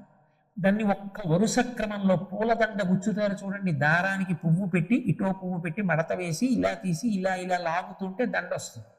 అలా ఆ క్రమాన్ని జ్ఞాపకం పెట్టుకోవాలి. మొదటెక్కడ వాల్మీకి మహర్షి ఆశ్రమం, నారదుడు రావడం, సంక్షేప రామాయణం చెప్పడం, తమసానదికి వాల్మీకి స్నానానికి వెళ్ళడం, క్రౌంచపక్షుల జంట కనపడడం, బోయవాడు మగపక్షిని కొట్టడం, ఆడపక్షి బాధపడడం, వాల్మీకి మహర్షి శ్లోకం చెప్పడం, ఇదేమిటి శ్లోకం వచ్చిందనుకోవడం, బ్రహ్మగారు రావడం, రామాయణ రచన చెయ్యమని వరమివ్వడం, రామాయణ ప్రారంభం చెయ్యడం, కోసల రాజ్యం, అయోధ్య రాజధాని, దశరథ మహారాజు గారు పిల్లలు లేకపోవడం, ఋష్యశృంగుణ్ణి తీసుకురావడం, వశిష్ఠుడు అక్కడ ఉండడం, యజ్ఞం చెయ్యడం, అశ్వమేధం తర్వాత పుత్రకామీష్టి చెయ్యడం, అందులోంచి పాయస పాత్ర పట్టుకుని యజ్ఞపురుషుడు రావడం, దశరథుడు తన భార్యలకి పాయసాన్ని పంచివ్వడం, ఇచ్చిన తరువాత 4 కుమారులు కలగడం, ఈ కుమారులు కలిగే ముందు పుత్రకామేష్టి చేసేటప్పుడే శ్రీ మహావిష్ణువు వాళ్ళందరికీ కూడా అక్కడ ఉన్న దేవతలకి వరమివ్వడం, రావణ సంహారం చేస్తానని చెప్పడం, ఆ తరువాత ఈ 4 కుమారులు చక్కగా పెరిగి పెద్దవారై చక్కటి విద్యాభ్యాసం చెయ్యడం. ఒకనాడు దశరథ మహారాజు గారు సభ తీర్చి ఉండగా అకస్మాత్తుగా విశ్వామిత్రుడు రావడం, మీరు ఏ పని అడిగినా నేను చేసి పెడతానని దశరథుడు అనడం, యజ్ఞ సంరక్షణ కొరకు రమ్మంటే నేను రాలేను, కొడుకు రాముణ్ణి పంపించలేనని చెప్పడం, విశ్వామిత్రుడు ఆగ్రహించడం, వశిష్ఠుడు నచ్చ చెప్పడం, రామలక్ష్మణుల్ని పంపడం, రామలక్ష్మణులకు బల అతిబల అన్న శక్తుల్ని ఇవ్వడం, తాటకా సంహారం చెయ్యడం, వివిధాస్త్రములను విశ్వామిత్రుడు వారికి ప్రదానం చెయ్యడం, యజ్ఞ సంరక్షణం చెయ్యడం, మారీచుణ్ణి 100 యోజనముల సముద్రానికి అవతల వరకు మానవాస్త్రం పెట్టి కొట్టడం, సుబాహువుని సంహరించడం, ఇతర రాక్షసుల్ని సంహరించడం, ఆయనతో కలిసి మిథిలా నగరానికి బయలుదేరడం, మిథిలా నగరానికి ముందు గౌతమ మహర్షి ఆశ్రమం, అహల్యకి శాప విమోచనం కావడం, తర్వాత బయలుదేరి మిథిలా నగరానికి వెళ్ళిన తర్వాత విశ్వామిత్రుడు శివధనస్సు యొక్క ప్రస్తావన తీసుకొచ్చి శివధనస్సు మంజూషలో తీసుకురమ్మంటే జనక మహారాజు గారు దాన్ని అక్కడికి వచ్చే ఏర్పాటు చెయ్యడం, రాముడి శివధనస్సు ఎక్కుపెట్టడం, శివధనుర్భంగం కావడం, సీతమ్మని ఇస్తానన్న దశరథ మహారాజు గారు వచ్చి నిర్ణయం చెయ్యాలనడం, దశరథుడు ఇతర పెద్దలు రావడం, వీరు ఒకరికొకరు తగినవారు అని చెప్పి ఆ జనకుని యొక్క 2 కుమార్తెల్ని, కుశధ్వజుని యొక్క 2 కుమార్తెల్ని రామలక్ష్మణ భరత శత్రుఘ్నులకిచ్చి వివాహం చెయ్యడం, అందరూ కలిసి మళ్ళీ అయోధ్య నగరానికి బయలుదేరుతుంటే పరశురాముడు ఎదురు రావడం, వైష్ణవ ధనస్సును ఎక్కుపెట్టమనడం, రాముడు ఎక్కుపెట్టడం, మహేంద్రగిరి మీదకి తపస్సు చేసుకోవడానికి పరశురాముడు వెళ్ళిపోవడం, 4 భార్యలతో సంతోషంగా అయోధ్యకి తిరిగి రావడం, భరతుడు తన తాతగారింటికి భార్యతో కలిసి వెడుతూ తమ్ముడైన శత్రుఘ్నుణ్ణి మరదల్ని కూడా తీసుకుని వెళ్ళిపోవడం, రామలక్ష్మణులిద్దరూ తమ భార్యలైన సీత ఊర్మిళలతో కలిసి అయోధ్యానగరంలో దశరథ మహారాజు గారిని, కౌసల్య, సుమిత్ర, కైకేయిని సేవిస్తూ సంతోషంగా ఉన్నటువంటి ఘట్టం దగ్గర ఈ బాలకాండ పరిసమాప్తమైంది. అలా ఒక ఘట్టం తర్వాత ఒక ఘట్టం, అది ఏముంది, ఒక కథాక్రమం, అందులో ఉన్నటువంటి ధర్మసూక్ష్మం, ఎక్కడ ఎవరిని ఎలా గౌరవించారు, ఈ విషయాలు చక్కగా జ్ఞాపకం పెట్టుకుంటే ఎంతసేపు ఒక్కసారి వింటే చాలు. రేపు ఉపవాచకంలో బాలకాండ గురించి వ్రాయవలసి వస్తే మీరు అందంగా రాస్తారు. రామాయణము శ్రీరామాయణము అడుగడుగున త్యాగము అణువణువున ధర్మము అనురాగము అనుబంధము అనుపమానము అనురాగము అనుబంధము అనుపమానము సహనశీల ధీర వీర వరద వీరము. దశరథ మహారాజు గారికి తన 4 కుమారుల మీద ఎనలేని ప్రేమ. ఒక వ్యక్తికి 2 చేతులుంటే 2 చేతుల మీద సమానమైన ప్రేమ ఉంటుంది. అలా దశరథ మహారాజు గారు తన 4 కుమారుల్ని తన యొక్క 4 బాహువులుగా భావించేవాడు. అంత సమానమైన ప్రేమ, అంత సంతోషం పిల్లల్ని చూస్తే. కానీ రాముడంటే విశేషమైనటువంటి అభిమానం. మిగిలిన కొడుకుల కన్నా కూడా రాముడి పట్ల ఎక్కువ ప్రీతిని పొంది ఉన్నాడు. దానికి కారణం పక్షపాతం కాదు. రాముడు సకల సుగుణాభిరాముడు. ఆయనని మెచ్చుకోనటువంటి వాళ్ళు అసలు ఆ కోసల రాజ్యంలో ఎవ్వరూ లేరు. అందరూ ఆయనని ఇష్టపడేవారు. ఇష్టపడడానికి కారణం ఆయన యొక్క గుణములు. అంత మంచి గుణములు కలిగినటువంటి వాడు. ఆయన ఎందు సోమరితనం కానీ ఏమరపాటు కానీ ఎప్పుడు ఉండేవి కావు. బహుశ్రద్ధతో ఉండేవాడు. నిశ్చలమైనటువంటి భక్తి కలిగినటువంటి వాడు. విశేషించి పెద్దవాడు కనుక ఆయనకి యవరాజ్య పట్టాభిషేకం చెయ్యాలి అనుకున్నాడు. అంటే యువరాజుని చెయ్యాలి అనుకున్నాడు. నిజానికి ఆ రోజులలో ఉన్నది రాజరికమైన ఎంత ప్రజాస్వామ్యం పాటించాడో. రాజ్యంలో ఉన్నటువంటి సామంతుల్ని, ఇతర రాజుల్ని, జానపదుల్ని అందరినీ పిలిపించి పెద్ద సభ చేశాడు. ఆ సభలో యవ్వరాజ్య పట్టాభిషేక ప్రస్తావన తీసుకొచ్చాడు. నా పెద్ద కుమారుడైనటువంటి రాముడికి యవ్వరాజ్య పట్టాభిషేకం చెయ్యాలని అనుకుంటున్నాను. మీకు అందరికీ సమ్మతమేనా? రాముడు యువరాజు కావడం వల్ల మీకేం ఇబ్బంది లేదు కదా అని అడిగారు. ఆ సభకి వచ్చినటువంటి ప్రముఖులు కానీ, జానపదులు కానీ, ప్రజలు కానీ, సామంతులు కానీ అందరూ కూడా రాముడు యువరాజు కావడం కన్నా మాకు సంతోషకరమైనటువంటి విషయం ఇంకొకటి లేదు, తప్పకుండా యవ్వరాజ్య పట్టాభిషేకం చేయమన్నారు. సరే, రాముడికి యవ్వరాజ్య పట్టాభిషేకం చెయ్యాలని నిర్ణయించుకున్నటువంటి దశరథ మహారాజు గారు రాముడికి కబురు చేశాడు. దగ్గర కూర్చోబెట్టుకున్నాడు. రాజ్యాన్ని ఎంత జాగ్రత్తగా పరిపాలన చెయ్యాలో, ప్రజల్ని కన్న బిడ్డల్లా ఎలా చూసుకోవాలో, సత్యధర్మముల పట్ల ఎలా అనురక్తి కలిగి ఉండాలో చిరునవ్వులు చిందిస్తూ తన కొడుక్కి అన్ని విషయాలు చెప్పి రాజధర్మాలన్నింటినీ కూడా నూరిపోశాడు. తండ్రి దగ్గర సెలవు తీసుకుని రామచంద్రమూర్తి తన యొక్క మందిరానికి వెళ్ళిపోయాడు. దశరథ మహారాజు గారు ఎంతో సంతోషంగా ఇంకా కొడుక్కి పట్టాభిషేకం చేస్తున్నానని ఆ రాత్రి విశ్రాంతి తీసుకోవడానికి కైకేయి మందిరానికి బయలుదేరాడు. అయోధ్యానగరం అంతటా కూడా రాముడు యువరాజు అవుతున్నాడనేటటువంటి ఆనందం ప్రస్ఫుటంగా కనపడింది. ఇంటింటా కూడా అలంకారాలు చేశారు. చక్కటి ముగ్గులు పెట్టారు, పతాకాలు ఎగరేశారు, గంధం కలిపినటువంటి నీళ్లు రహదారుల మీద చల్లారు, పువ్వులు చల్లారు. ప్రజలందరూ కూడా ఎంతో సంతోషంతో ఉన్నారు. పరమధర్మాత్ముడైనటువంటి రాముడు మనకి యువరాజు కాబోతున్నాడని. ఇంత సంతోషంలో ఉండగా కైకేయి యొక్క అరణపు దాసి మందర అని పేరు కలిగినటువంటి ఒక స్త్రీ ఉంది.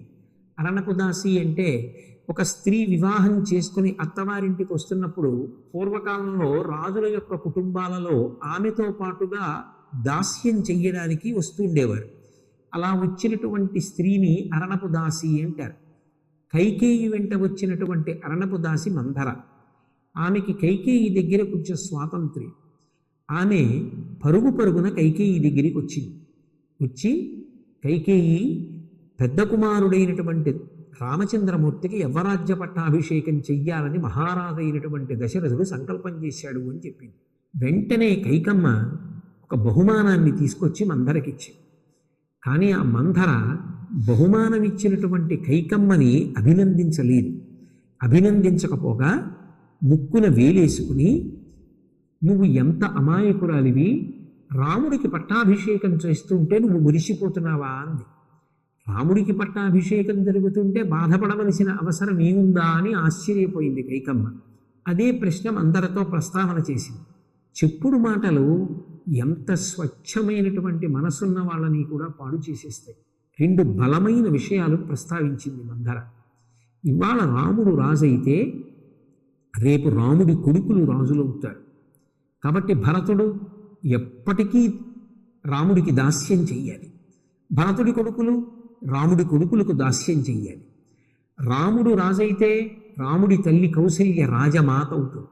అప్పుడు కైకేయి ఏం చెయ్యాలి? కౌసల్యకి దాస్యం చెయ్యాలి. నువ్వు దాసిగా మిగిలిపోతావు, నీ కొడుకు దాసుడిగా మిగిలిపోతాడు తప్ప రాజ్యాధికారం ఎప్పటికీ పొందలేదు. పిచ్చిదానా, ఇది తెలుసుకోకుండా రాముడికి యవ్వరాజ్య పట్టాభిషేకం చేస్తుంటే సంతోషపడిపోతావే? ఇప్పటికైనా నా మాట విని రాముడు యవ్వరాజ్య పట్టాభిషేకం పొందకుండా రాజును నిగ్రహించు అని ఆమె సలహా ఇచ్చింది. మందర చెప్పినటువంటి సలహా కైకేయి తలకెక్కింది. ఆమె కోపగృహానికి వెళ్ళి పడుకుంది. దశరథ మహారాజు గారు పాపం ఈ సంతోషకరమైన వార్త కైకమ్మకి చెప్దామని ఎంతో ఆనందంగా కైకేయి మందిరానికి వచ్చాడు. కోపగృహంలో ఉన్నటువంటి ఆ కైకేయి దగ్గరికి వెళ్ళి, అయ్యో ఇదేమి ఇలా భూమి మీద పడుకున్నావు, నీకు ఎవరు బాధ కలిగించారు అని ఎంతో ప్రేమగా ప్రశ్నించాడు.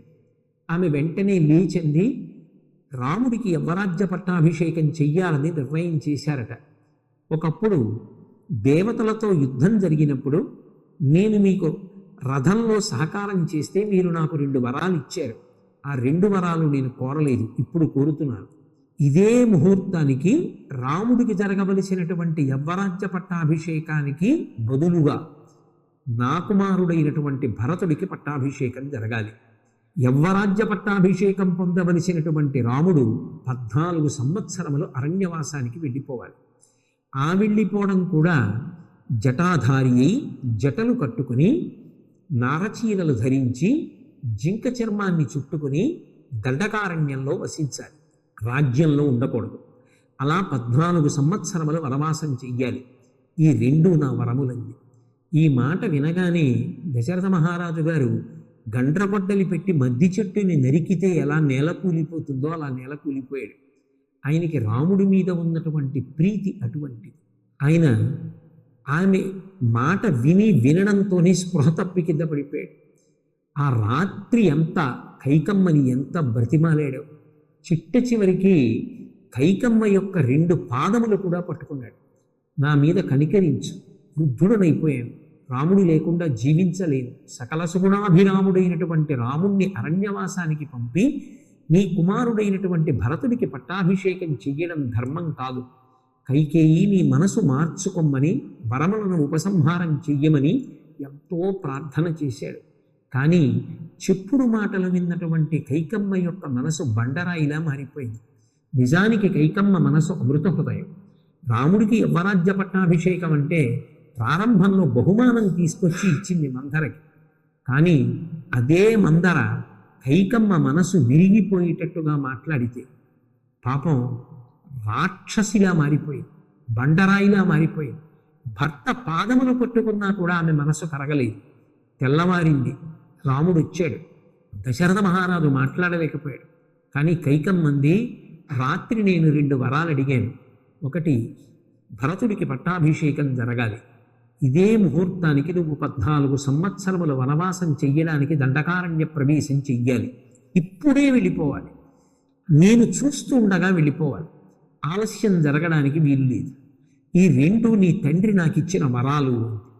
రాముడు అన్నాడు, అమ్మా నాకు ధర్మం కావాలి, నాన్నగారు చెప్పిన పని నాకు చెయ్యడం కావాలి. నిన్న రాత్రి నాన్నగారు పిలిచి యవ్వరాజ్య పట్టాభిషేకం చేసుకో అన్నారు. నాన్నగారు చెప్పారు కాబట్టి పట్టాభిషేకం చేసుకుంటానన్నారు. ఇవాళ నాన్నగారు పిలిచి అరణ్యవాసం చెయ్యంటే సంతోషంగా అరణ్యవాసానికి వెడతా. నాకు కావలసింది నాన్నగారు చెప్పిన పని చేయడం, అంతేకాని నాన్నగారు చెప్పిన దాంట్లో నాకెంత బాగుంటుందన్న పని చేయడం, నాకు బాగుండదన్నది నాన్నగారు చెప్పినదైనా చేయకుండా ఉండడం నాకు అలవాటైన విషయం కాదు. నా ధర్మం నేను పాటిస్తాను. ఏమిటి పుత్రధర్మం? తండ్రి చెప్పిన పని చెయ్యడం.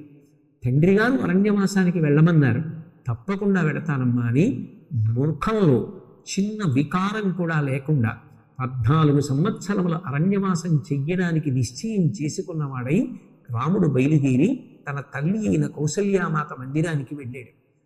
తల్లి పాదములకు నమస్కరించి, అమ్మా నేను అరణ్యవాసానికి బయలుదేరుతున్నాను అన్నాడు. కౌసల్య ముందు అంగీకరించలేదు. రామా నేను కూడా నీతో వచ్చేస్తాను. అలా రాకూడదు అని కౌసల్యకి ధర్మాన్ని ఉపదేశం చేసి రాముడు అరణ్యవాసానికి వెళ్ళడానికే నిశ్చయించుకున్నాడు. పెద్దల పట్ల నీకున్నటువంటి భక్తి ఎంత గొప్పది, గురువుల పట్ల నీకున్నటువంటి భక్తి, ధర్మం మీద నీకున్న అనురక్తి, పుత్రుడిగా నీ ధర్మం నువ్వు చెయ్యాలన్న నీ అభిలాష ఉన్నదే, నీ కృతనిశ్చయం ఉన్నదే, నీ ధర్మానురక్తి ఉన్నదే, రామా ఇది నిన్ను కాపాడుతుంది. ధర్మాన్ని నమ్ముకున్నవాడు పాడవడం. కాబట్టి రామ వెళ్ళిరా అని తల్లి ఆశీర్వచనం చేసి పంపింది. రాముడు సీతమ్మ మందిరంలోకి వెళ్ళాడు. తాను అరణ్యవాసానికి వెడుతున్నాను అని చెప్పాడు. సీతమ్మ తాను వస్తాను, కానీ తండ్రి గారు నన్నొక్కడే అరణ్యవాసం చెయ్యమన్నారు తప్ప నీతో కలిసి చెయ్యమనలేదు. అందుకు నేను అయోధ్యానగరంలోనే ఉండు. నేను లేనప్పుడు అయోధ్యానగరంలో ఉండగా నువ్వు ఇలా ప్రవర్తించాలని ఆమె ఎలా ప్రవర్తించాలో, ఎంత గౌరవంతో ఉండాలో, ఎంత మర్యాదతో ఉండాలో రాముడు చెప్పాడు. అన్నీ విన్న సీతమ్మ అంది, మీరు పక్కన లేనప్పుడు నాకు ఏ భోగభాగ్యములు అక్కర్లేదు. మీరు పక్కన ఉంటే అదే నాకు స్వర్గం, అదే నాకు సకల సౌభాగ్యాలు తప్ప మీరు పక్కన లేకుండా నేను ఉండలేను. అందుకని నేను కూడా మీతో వస్తాను. అంగీకరించాడు. బయటికి వచ్చేటప్పటికి సోదరుడైనటువంటి లక్ష్మణస్వామి రామచంద్రమూర్తి పాదముల మీద పడి ప్రార్థన చేశాడు. అన్నయ్య, నిన్ను విడిచిపెట్టి నేను ఉండలేను, అందుకే నన్ను కూడా నీతో అరణ్యవాసానికి తీసుకెళ్ళు అన్నాడు. లక్ష్మణస్వామి యొక్క భక్తి ప్రేమ ఎటువంటివో రాముడికి తెలుసు కాబట్టి రాముడు అంగీకరించాడు. రాముడు, లక్ష్మణుడు, సీతమ్మ రథమెక్కి అరణ్యవాసానికి బయలుదేరారు. అయోధ్యానగరంలో ఉండేటటువంటి ప్రజలందరూ కూడా రాముడి వెంట అరణ్యవాసానికి వెళ్ళిపోతాం, రాముడు లేని అయోధ్య మాకు అక్కర్లేదు, మేము ఇక్కడ ఉన్నామని వృద్ధులైనటువంటి వాళ్ళు కూడా రాముడి యొక్క రథాన్ని అనుగమించి వెళ్ళిపోయారు. చీకటి పడే సమయానికి తమసా నదీ తీరానికి చేరుకున్నారు. ఆ తమసా నదీ తీరంలో విడిది చేశారు. రామలక్ష్మణులు, సీతమ్మ కూడా విశ్రమించారు. రామచంద్రమూర్తి ఆలోచించాడు, అరణ్యవాసం 14 సంవత్సరములు చెయ్యాలి. ఈ పౌరులు నా మీద ఉన్నటువంటి ప్రేమతో ఇలాగే నన్ను అనుగమించి వస్తే అక్కడ క్రూర మృగాల యొక్క ధాటికి తట్టుకోలేరు. వీళ్ళు నిష్కారణంగా కష్టపడాలి. అరణ్యవాసం చెయ్యవలసినటువంటి వాళ్ళం మేము ముగ్గురమే. అంతేకాని నా కోసం ఎందుకు ఇంతమందిని బాధ పెట్టాలని అందరూ గాఢ నిద్రలో ఉండగా తెల్లవారుజామున లేచి ఎవ్వరికీ చెప్పకుండా సీతాలక్ష్మణులతో కలిసి రథమెక్కి బయలుదేరి వెళ్ళిపోయాడు. ఆ నిద్ర లేచినటువంటి పౌరులు సీతారామ లక్ష్మణులు కనపడక అలమటించారు. ఓహో, రాముడు మన మీద ఉన్నటువంటి ఎనలేని ప్రేమ చేత వెళ్ళిపోయాడు, మనం ఈ గాఢ నిద్రకి వశులమై ఇలా పడుకుని ఉండిపోయామని వాళ్ళు బాధపడుతూ తిరిగి వెళ్ళిపోయారు. అలా బయలుదేరినటువంటి రామలక్ష్మణులు, సీతమ్మ వేదశ్రుతి, గోమతి, సనందిక అనబడేటటువంటి నదులు దాటారు. దాటి ఆ గంగా తీరంలో శృంగిబేరపురము అనబడేటటువంటి ఒక ఊరు ఉంది. అక్కడ గుహుడు అనబడేటటువంటి వ్యక్తి ఉన్నాడు. ఆయన వేటాడి జీవనం చేస్తూ ఉంటాడు.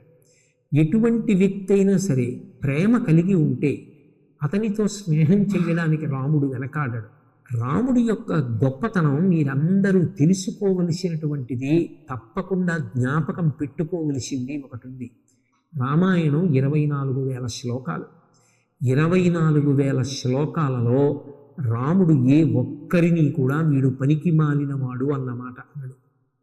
రాముడి దృష్టిలో, భగవంతుని యొక్క సృష్టిలో పనికి మాలిన పదార్థం అన్నది లేదు. అందరిలో ఏదో ఒక విశిష్టత ఉంటుంది. అందుకే రాముడు అసలు ఎవ్వరిని తక్కువ చేసి కానీ చిన్నపుచ్చి కానీ మాట్లాడాడు. అది ఆయన గొప్పతనం. మీరు గమనించండి, వానరులతో స్నేహం చేస్తాడు, రాక్షసుడైన విభీషణుడితో స్నేహం చేస్తాడు, ఆటవికుడైనటువంటి గుహుడితో స్నేహం చేస్తాడు, మహర్షులైనటువంటి విశ్వామిత్ర వశిష్ఠుల్ని సేవిస్తాడు. ఆయన అందరితో కలుస్తాడు తప్ప నేను ఎవరో కొంతమందితోనే కలిసి ఉంటాను తప్ప అందరితో కలవననేటటువంటి లక్షణం రాముడి యందు కనపడదు. అలా అందరితో కలిసిమెలిసి ఉండాలి. తన యొక్క ప్రభావం ఇతరుల మీద పడాలి, కానీ ఇతరుల యొక్క ప్రభావం తన మీద పడకూడదు. పెద్దలు చెప్పిన మాటలు జ్ఞాపకం పెట్టుకుని ఉత్తమమైన శీల వైభవాన్ని నిలబెట్టుకుని మనిషి మంచి పథంలో ప్రయాణించాలి.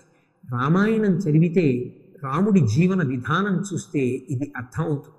అందుకే గుహుడు ఆటవికుడైన, శృంగిబేరపురంలో కేవలం వేటాడి జీవించేవాడైనా అతని ప్రేమని గుర్తించాడు. అతని దగ్గర ఆతిథ్యం తీసుకున్నాడు. ఆ రాత్రి అక్కడే విశ్రాంతి తీసుకున్నాడు. మరునాడు గంగా తీరం దాటి గంగా యమునా సంగమ ప్రదేశానికి చేరుకున్నాడు. అక్కడ భరద్వాజాశ్రమం ఉంది. ఆ గంగా నదిని దాటేటప్పుడు సీతమ్మ గంగా నదిని ప్రార్థన చేసి, నీ అనుగ్రహం చేత మేము అరణ్యవాసం పూర్తి చేసుకొని మళ్ళీ సంతోషంగా తిరిగి వచ్చేటట్టుగా అనుగ్రహించమని. రాముడు సరయూ నదీ తీరానికి వెళ్ళి అయోధ్యని విడిచి వెళ్ళిపోయేటప్పుడు అయోధ్యానగరం వంక తిరిగి నమస్కారం చేస్తాడు.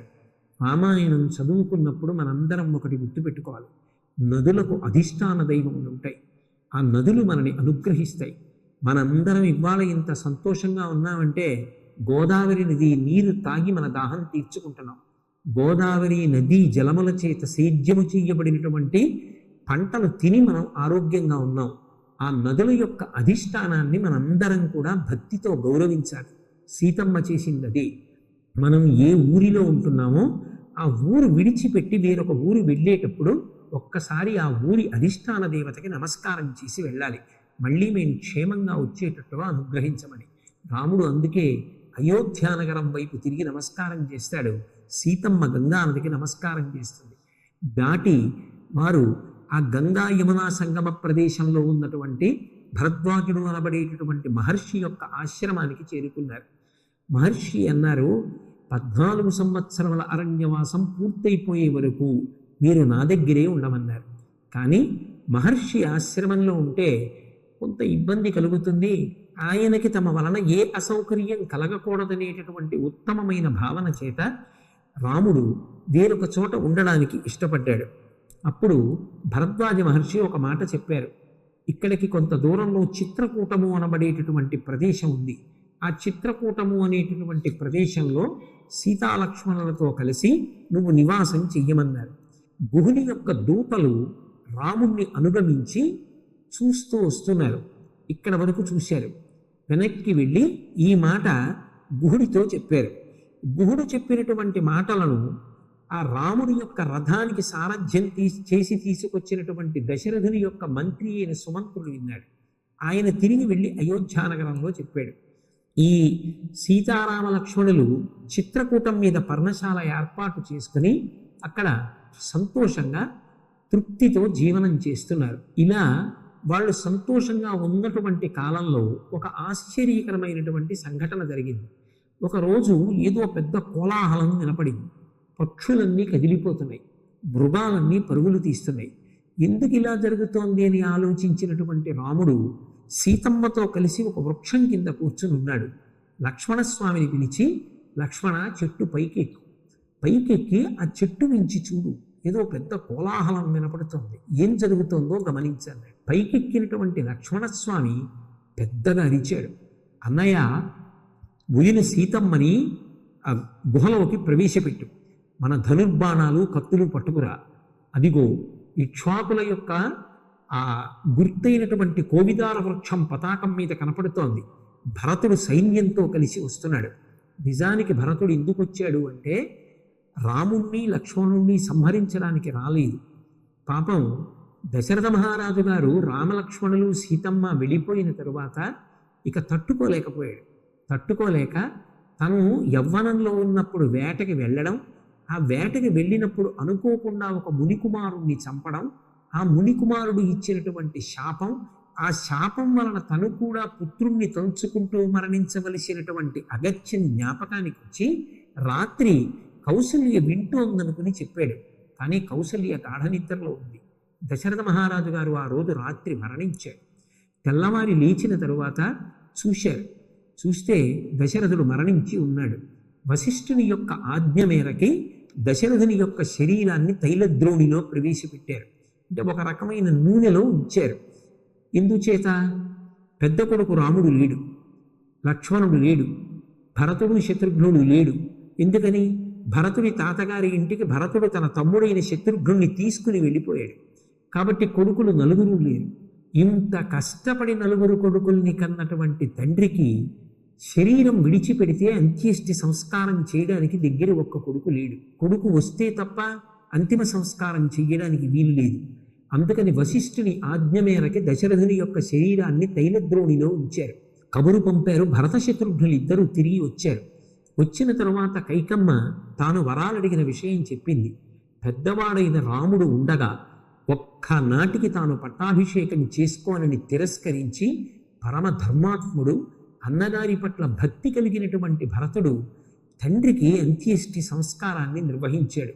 ఎంతమంది చెప్పినా రాజ్యాన్ని స్వీకరించడానికి ఇష్టపడక సైన్యంతో, మంత్రులతో, పురోహితులతో కలిసి రామలక్ష్మణులు సీతమ్మ ఎక్కడికి ఉన్నారో అక్కడికి వెళ్ళి వారి పాదములు పట్టి ప్రార్థన చేసి వాళ్ళని తిరిగి తీసుకొచ్చి రాముడికే తిరిగి యవ్వరాజ్య పట్టాభిషేకం చేస్తానని అప్పటికప్పుడు దారులన్నీ ఏర్పాటు చేసి చతురంగ బలాలతో, రథాలతో, మంత్రులతో, సామంతులతో, మణిప్రముఖులతో సేన తేడినటువంటి భరతుడు గుహుడి దగ్గరికి వచ్చి విశ్రాంతి తీసుకుని రామలక్ష్మణులు భరద్వాజాశ్రమం మీదుగా వెళ్ళారన్న వార్త తెలుసుకుని మహర్షిని సేవించి చిత్రకూటం వైపుగా వెళ్ళాడు.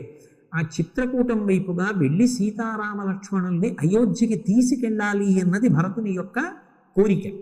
కానీ రాముడు ఏదో కోలాహలంగా ఉంది, ఎవరొస్తున్నారో చూడు అని చెప్పినప్పుడు చెట్టుపైకెక్కి చూసినటువంటి లక్ష్మణుడు, అన్నయ్య అన్నయ్య, అదిగో కోవిదార వృక్షం కనపడుతోంది పతాకం మీద. భరతుడు నిన్ను అరణ్యవాసానికి పంపడమే కాకుండా శత్రుశేషం ఉండకూడదని నిన్ను నన్ను సంహరించి రాజ్యాన్ని శాశ్వతంగా పొందడం కోసం సైన్యంతో బయలుదేరి వస్తున్నాడు. అందుకే వదినుని గుహలో ప్రవేశపెట్టు, ధనుర్బాణాలు పట్టుకురా, మన కత్తులు పట్టుకురా, ఇప్పుడే భరతుణ్ణి, శత్రుఘ్నుణ్ణి, సైన్యాన్ని సంహరిస్తానన్నాడు. రాముడు తొట్టుపడలేదు, ఒక్క మాట అనలేదు. రాముడు అంత బాగా ఆలోచిస్తాడు. ఆయన అన్నాడు, లక్ష్మణ, నీకు రాజ్యం కావాలా? భరతుడు వచ్చిన తరువాత చెప్పి రాజ్యం ఇప్పిస్తాను, కిందకి దిగిరా. ఆ మాట అనేటప్పటికీ లక్ష్మణస్వామి తాను చేసిన తప్పు తెలుసుకున్నాడు. మెల్లిగా దిగొచ్చి రామచంద్రమూర్తి దగ్గర చేతులు జోడించి నిలబడ్డాడు. ఈలోగా భరతశత్రుఘ్నులు గబగబా బయలుదేరి వచ్చారు. వచ్చి రామచంద్రమూర్తి యొక్క పాదాల మీద, సీతమ్మ పాదాల మీద పడి అనేక విధాలుగా ప్రార్థన చేశారు. తిరిగి అయోధ్యానగరానికి వచ్చి అపరాజ్య పట్టాభిషేకం చేసుకోమని. నేను అరణ్యవాసం చేస్తానని మాట ఇచ్చినది తండ్రి దశరథ మహారాజు గారికి. ఇప్పుడు తండ్రి దశరథ మహారాజు శరీరంతో లేడు. నన్ను వెనక్కి రా అని మళ్ళీ పిలిచే అధికారం తండ్రికి ఉంది. ఆ తండ్రి ఇప్పుడు శరీరంతో లేడు. తండ్రి గారు ఇప్పుడు శరీరంతో లేరు కదా అని నేను ఒకనాడు ఇచ్చిన మాట కాదని వెనక్కి వస్తే నేను అన్న మాట పోతుంది. కాబట్టి నేను వెనక్కి రాను. 14 సంవత్సరములు అరణ్యవాసాన్ని పూర్తి చేసిన తరువాతే తిరిగి వస్తానన్నాడు. కాదు, తిరిగి వచ్చి రాజ్యం తీసుకోమంటాడు భరతుడు. కాదు, 14 సంవత్సరములు అరణ్యవాసమే చేస్తానంటాడు రాముడు. సాధారణంగా రాజకుటుంబాలలో అన్నని చంపి తమ్ముడు రాజ్యం పుచ్చుకుందాం అనుకుంటాడు, తమ్ముడిని చంపి అన్న రాజ్యం పుచ్చుకుందాం అనుకుంటాడు. నాకు కాదు, ధార్మికంగా రాజ్యం నీకు చెందాలి, నువ్వొచ్చి రాజ్యాన్ని పరిపాలించాలి అని తమ్ముడైనటువంటి భరతుడు అన్నగారైన రాముణ్ణి ప్రార్థించాడు. తండ్రికిచ్చిన మాటకి కట్టుబడి 14 సంవత్సరముల అరణ్యవాసం చేస్తాను, నువ్వు రాజ్య పరిపాలన చెయ్యమని భరతుడు రాముణ్ణి ప్రార్థించాడు. కానీ రాముడు భరతుడు ఇద్దరూ కూడా నాకు రాజ్యం వద్దు, నాకు రాజ్యం వద్దు అని తగాదా ఆడుకున్నారు తప్ప నాకు రాజ్యం కావాలి, నిన్ను చంపేస్తానని అన్నదమ్ములు ఇద్దరూ దెబ్బలాడుకోలేదు. రామాయణాన్ని పరిశీలిస్తే అన్నదమ్ముల మధ్య ఉండవలసినటువంటి మైత్రి అర్థమవుతుంది. రామాయణము శ్రీరామాయణము అడుగడుగున త్యాగము అణువణువున ధర్మము అనురాగము అనుబంధము అనుపమానము అనురాగము అనుబంధము అనుపమానము సహనశీల ధీర వీర వరద వీరము. మనం శ్రీరామాయణం ఉపవాచకంలో పూర్వం 2 కాండలు పూర్తి చేసుకుని ఉన్నాం. ఒకటి బాలకాండ, 2 అయోధ్యకాండ. అయోధ్యకాండ పూర్తయ్యే సమయానికి సీతాలక్ష్మణులతో కలిసి రామచంద్రమూర్తి అత్రి మహర్షి యొక్క ఆశ్రమంలోకి ప్రవేశించి అనసూయమ్మ యొక్క ప్రత్యేకమైనటువంటి గౌరవాన్ని సీతమ్మ పొందినటువంటి ఘట్టం దగ్గర పూర్తి చేసి ఉన్నాం. తర్వాత సీతారామ లక్ష్మణులు దండకారణ్యంలోకి ప్రవేశించారు. ఆ దండకారణ్యం చాలా సుందరమైనటువంటి ప్రదేశం. అనేకమైనటువంటి మృగాలతోటి, పక్షులతోటి, రకరకాలైనటువంటి చెట్లతోటి, పుష్పించి ఫలించినటువంటి వృక్షములతోటి శోభిస్తూ ఉంటుంది. అటువంటి ఆ దండకారణ్య ప్రదేశంలో అనేకమైనటువంటి మున్యాశ్రమములు ఉన్నాయి. అంటే అక్కడ వేదం చదువుకున్న వాళ్ళు అనేక మంది మునులు యజ్ఞయాగాది క్రతువులు చేస్తూ ఉంటారు. అవన్నీ లోక కళ్యాణం కోసం జరుగుతూ ఉంటాయి. అలా ఎక్కడైతే యజ్ఞయాగాది క్రతువులు జరుగుతూ ఉంటాయో, ఎక్కడైతే మునులు ఉన్నారో అక్కడ భయపడవలసినటువంటి అవసరం కానీ, శత్రువులు తనని చెలకుతారేమో అన్న ఏ విధమైన అపోహ కానీ పెట్టుకోవడానికి అవకాశం ఉండదు. అందుకే రామచంద్రమూర్తి ఆ ప్రదేశంలోకి వెళ్ళగానే ధనస్సుకి కట్టినటువంటి వింటినారిని విప్పేశాడు. అంటే ఇక్కడ నేను ధనస్సులోకి బాణాన్ని సంధించి విడిచిపెట్టవలసినటువంటి అవసరం ఉండదు. ఇది పరమ పవిత్రమైనటువంటి ప్రదేశం. మనం ఒక్కొక్క ప్రదేశంలోకి వెళ్ళినప్పుడు మనం ఎలా ప్రవర్తిస్తాము అనేటటువంటి దాన్ని బట్టి ఆ ప్రదేశం యొక్క పవిత్రతని మనం ఎంత అర్థం చేసుకున్నాము అన్నది తెలుస్తుంది. అందుకే ఎక్కడ ఎలా ప్రవర్తించాలో అలా ప్రవర్తించడం మనిషికి తెలిసి ఉండాలి. శ్రీరామాయణం మనుష్యులకందరికీ కూడా ప్రవర్తన చెప్పేటటువంటి ఒక అద్భుతమైనటువంటి శాస్త్రం. అక్కడ చాలా సంతోషంగా మునులతో కొంతకాలం గడిపిన తరువాత రాముడు ఆ ప్రదేశాన్ని విడిచిపెట్టి దండకారణ్యంలో ప్రయాణం కొనసాగిస్తున్నాడు. అలా విడుతుండగా వాళ్ళకి విరాధుడు అనబడేటటువంటి ఒక భయంకరమైనటువంటి రాక్షసుడు తటస్థించాడు. ఆ రాక్షసుడు సీతారామ లక్ష్మణుల్ని చూసి వాళ్ళని భయపెట్టి సంహరించి తాను తినేయాలనేటటువంటి ఉద్దేశ్యంతో వాళ్ళ మీద పడి రామలక్ష్మణులు ఇద్దరినీ కూడా తన చేతులతో పట్టుకుని తీసుకుపోయేటటువంటి ప్రయత్నం చేస్తున్నాడు. ఆ రామలక్ష్మణులు ఇద్దరూ రాక్షసుని చేత తీసుకుపోబడుతున్నారన్న విషయాన్ని గమనించినటువంటి సీతమ్మ ఆక్రోశిస్తోంది. వెంటనే రామలక్ష్మణులు ఇద్దరూ కూడా తమ ఖడ్గములను పైకి తీసి ఆ విరాధుని యొక్క చేతులను భుజముల వరకు ఖండించారు. ఖండించి తమ మోచేతుల చేత మోకాళ్ల చేత ఆ రాక్షసుడి యొక్క శరీరాన్ని మర్దించారు. తుదకు అతన్ని సంహారం చెయ్యాలనేటటువంటి ఉద్దేశ్యంతో ఒక పెద్ద గొయ్యి తీసి ఆ గోతిలో ఈ రాక్షసుణ్ణి పడేసి ఆ గోతిని కప్పెట్టారు. కప్పెట్టి ఆ విరాధుడనబడేటటువంటి రాక్షసుణ్ణి సంహరించారు. ఆ రాక్షసుడు రాముడి చేతిలో సంహరింపబడడానికి పూర్వం ఒక విషయాన్ని చెప్పాడు. నేను తుంబురుడు అనబడేటటువంటి ఒక గొప్ప గాయకుణ్ణి, కానీ నారద మహర్షి చేత శాపాన్ని పొందాను.